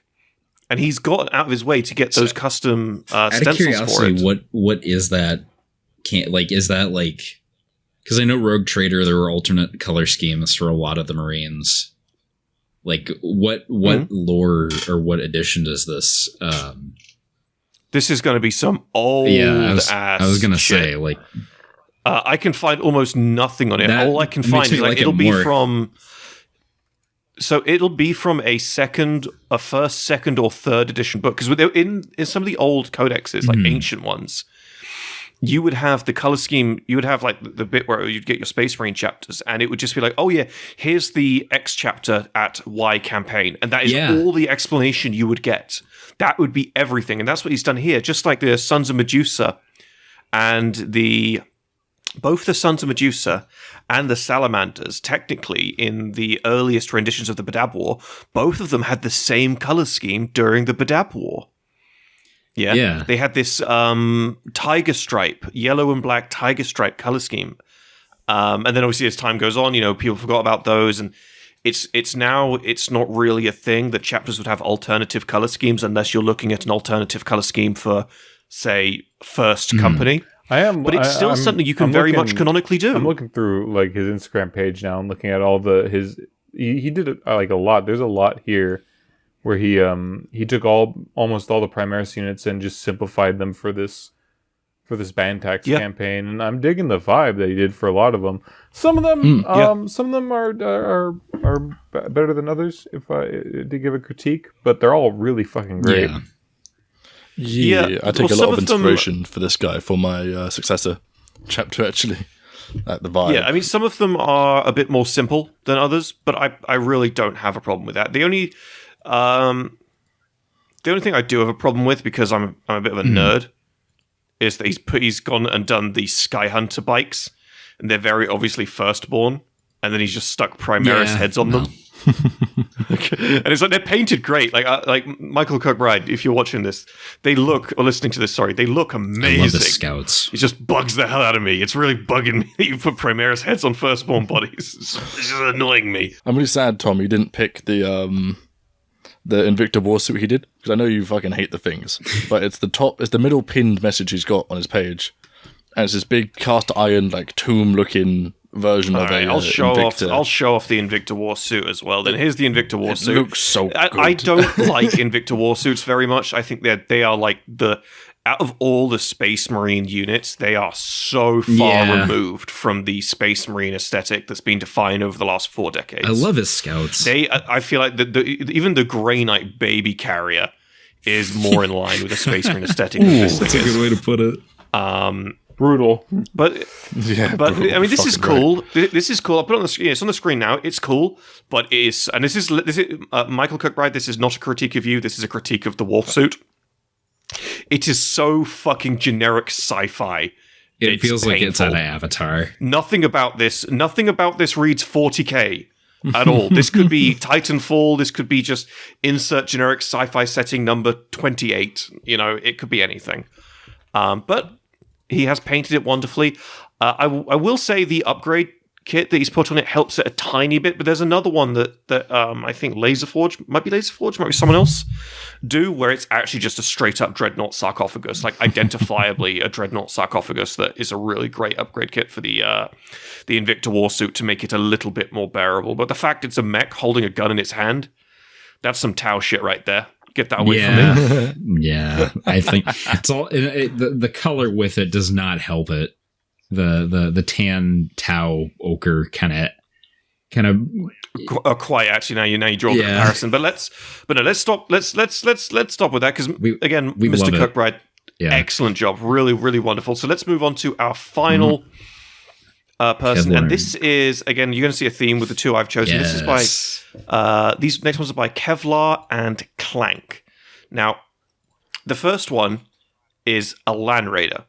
Now, all that Kevlar and Clank have done is replace the weapons with weapons that the Land Raider does not have access to and give it a hyper-militaristic focus. Now, again, I'm not necessarily a huge fan of Space Marines to be made to look more like US military or modern-day military it necessarily. Can look cool, but I am with you. But the main thing about this that I loved, and I remembered sending this to Zarek when I found it, because we Zarek, Aaron, and I brainstorm custom data sheets all the time, and I sent her this Land Raider, and I was like, "Yo, could you imagine a data sheet for this Land Raider?" Because it's got all of its weapons replaced and seamlessly put in new ones, and I just think that's so amazing. The sandbags are cool. The desert tan color scheme really sort of fits that sort of simplistic style, and the sheet wrappings that are on it and all that lark. But it's just a Land Raider covered in auto cannons and stubbers. It's so classic military. It feels it's kind of that classic like. I had a lot of army men growing up. That was kind of like my main like we had a Core and G.I. Joe kind of knockoffs as a kid. That's what this to me is like it's definitely nostalgia that I really like about this, but I really like this. There's something very just charming. I mean, Kevlar and Clank are referring to it as the Charioteer pattern fire support Land Raider. And it's fine, you know. I feel like they've almost, and this could be a critique. Someone could say this is a critique, but for me personally, I like this. They've almost Imperial Guard-ified the Land Raider, and that's such a cool little thing. It's really cool. I find, that's why I'm looking at. Sorry. I was just gonna say, man, lore is great. We love lore, obviously, but when it comes to really cool stuff like this and your dudes, this is where like I really like this kind of stuff.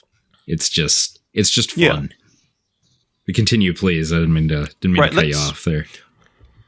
No, that's okay. Let's move on to the next Kevlar and Clank one, and this was a very simple choice for me.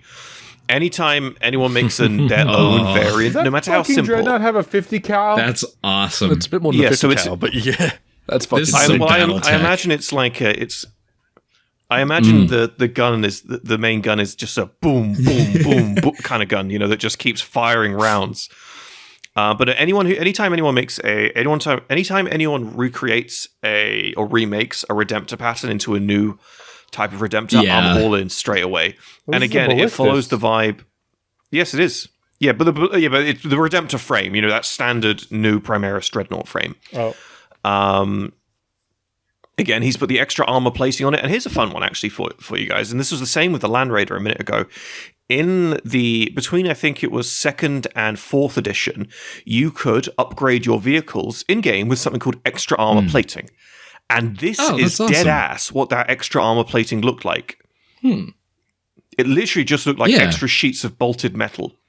And there is a precedent here to say this isn't just more modern militarized, but is also, hinting at some of that throwback old school 40K, the kind of stuff you'd see on your local game store's tabletop scene. Someone turns up with their dreadnought, they've got extra armor on it, and boom, it's just bolted on armor platings.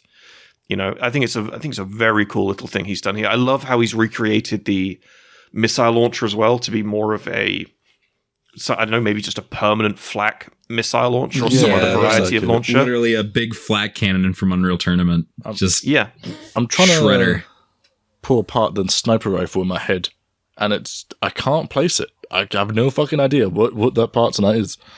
Well, that's that giant autocannon. I mean, that he still has the last cannon as the base. Yeah, it's the barrel that's the hard bit, because that barrel is not from the Laz. It's probably just like an action figure barrel. It could be from a guard tank. It could very well be.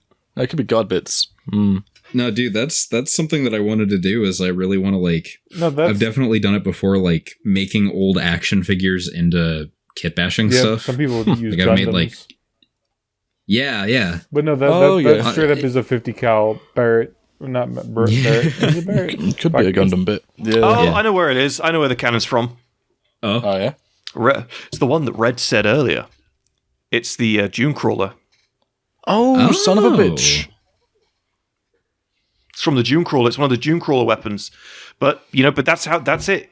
That means you've done it right. You've done it so seamlessly that you cannot ID where it's from. That perfect overhaul, I like this chapter too. I like the he hasn't mentioned, I don't know if he's mentioned it by name, but like I like that it's a White Scars, but it almost seems like I don't know if you're familiar with the Rampagers. They're also a successor of White Scars, and they use that little, I like that it's I've always been a fan of that symbol, so I'm always like the little fist clenching the lightning bolt is No, it's a White Scars successor called the Stormborn. Love that. There is a comment on this Instagram post. It's just Iraq, and I kind of love that. Right, moving on to the final one from Kevlar and Clank, and again, it's the same thing. He has autocannon-ified awesome. a Primaris Speeder. That's not an autocannon. That's a fucking Mark 19. I don't know what that is. Look it up. He's speaking in freedom.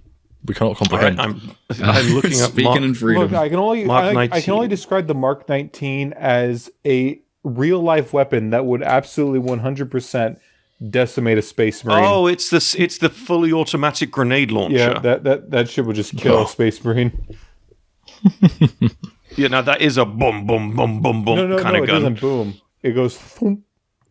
You don't hear the boom. You don't hear the boom until like 2 minutes later. Until it lands. Yeah. It's just too late. It goes. Yeah. Yeah, fuck you. Fuck Space Marines until they see the Mark 19 unload its full fucking feed.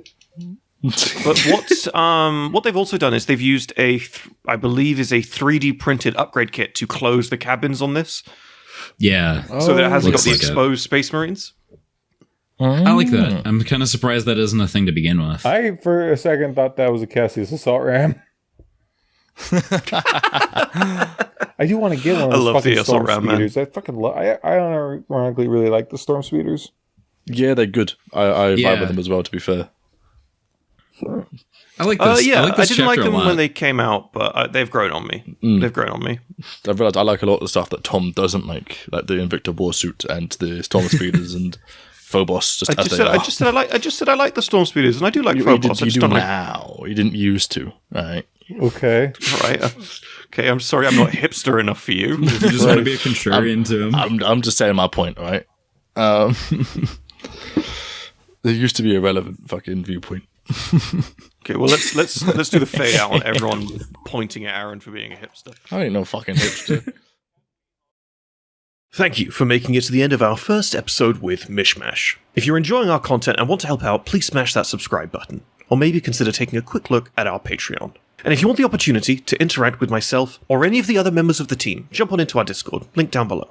Thanks for watching, see you next time.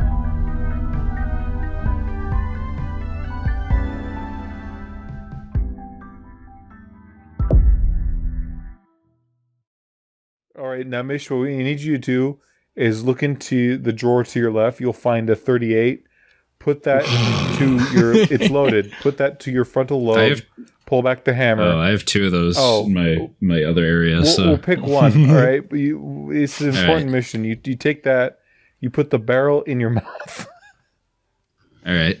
And then simply pull the trigger. I have to cut all this audio out. Right? I was tempted to go grab mine. You don't need to cut anything out. I didn't say anything that was against YouTube guidelines. Right. Patron questions. Patron questions. So, we have 2 Patron questions. So, 2 whole patrons? Holy fuck! So, Lefurious asks, do you have any weird quirks or habits when it comes to painting? Example, using the back of your hand to help thin the paints, or absent-mindedly sticking the brush in your mouth. Aaron. So it's... I showed the boys this before. I don't know if I'll be able to find an image in time for when this goes up. But when I do a lot of dry brushing for my Tyranid carapace, I just use the back of my hand, when there wasn't a tattoo there now, to judge the green amount on my brush. Yeah. And so I've seen that. I've seen it. Your whole hand's been like green before. Yeah, literally up to my fingers, down to my thumb. Like my whole back of my hand was just covered in layers of green paint at like 5. So it took me fucking ages to scrub it off in the sink. Oh, yeah. But I use the back of my hand as a dry brush palette. That's my thing. What about you, Mish? I definitely do. I mean, I don't even know if painting on your hand is weird at this point now, because I feel like I know so many painters that do it.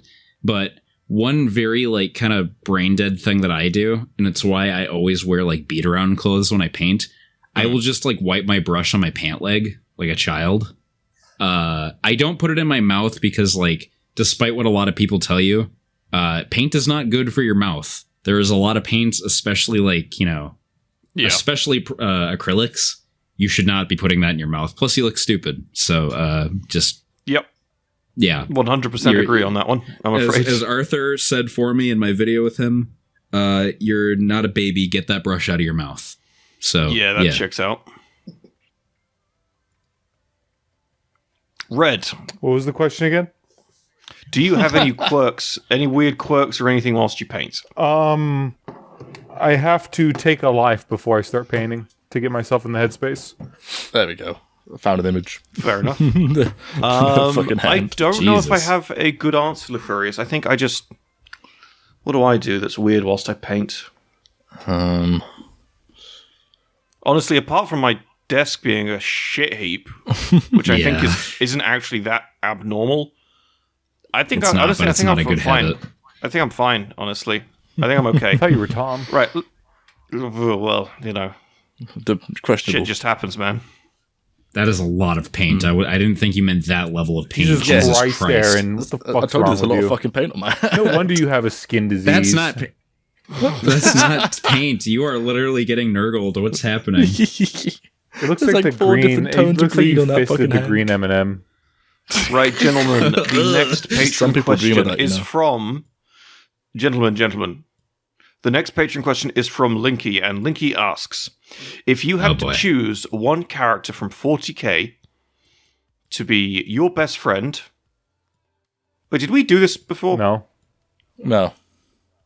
No, we didn't. No, I'm imagining it. If you had to choose one character from 40k to be your best friend, Primarch, Xenos, or other, except Big E, who would you pick? So anyone but Big E can be your best friend. Mish. Trying to think of characters I really like, but also like... See, the thing that I have to think about here, because I've been asked this before, is like... I always got to think about characters like who would somebody clearly hates this character enough that I would be like cannon fodder just to like get back at him, man. I feel like I'd want to hang out. I would want to be with like a character. I'd be friends with like a character that's like, has a lot of power that I could like influence, you know what I mean? Like, I don't know. But then again, I feel like that'd be a boring answer. I want Korn to be my buddy. I feel like that would just be cheating at that point. I don't know. Vulcan seems like a cool dude. I'd like to have a beer with him. Fair enough. Aaron. Oh, I've got to pick my boy Kugaf. Easy fucking pick. Kugaf. Excellent. Chill fucking guy. Lost in the sauce, quite literally. Love him. Excellent. Red, what about you? Swarmlord. Just the Swarm Lord. Yeah. I was thinking that too. Like, honestly, like, just the amount of power you would have if you guys are buddies. Old One-Eye did come to mind. So yeah, I respect that. Just the Swarm. Yeah, just the Swarmlord. It doesn't have to be any specific one. For power, yeah, definitely that. He is like an actual friend. He is a free thinker, technically. He is independent. Who needs fucking Vulcan when you got the Swarmlord?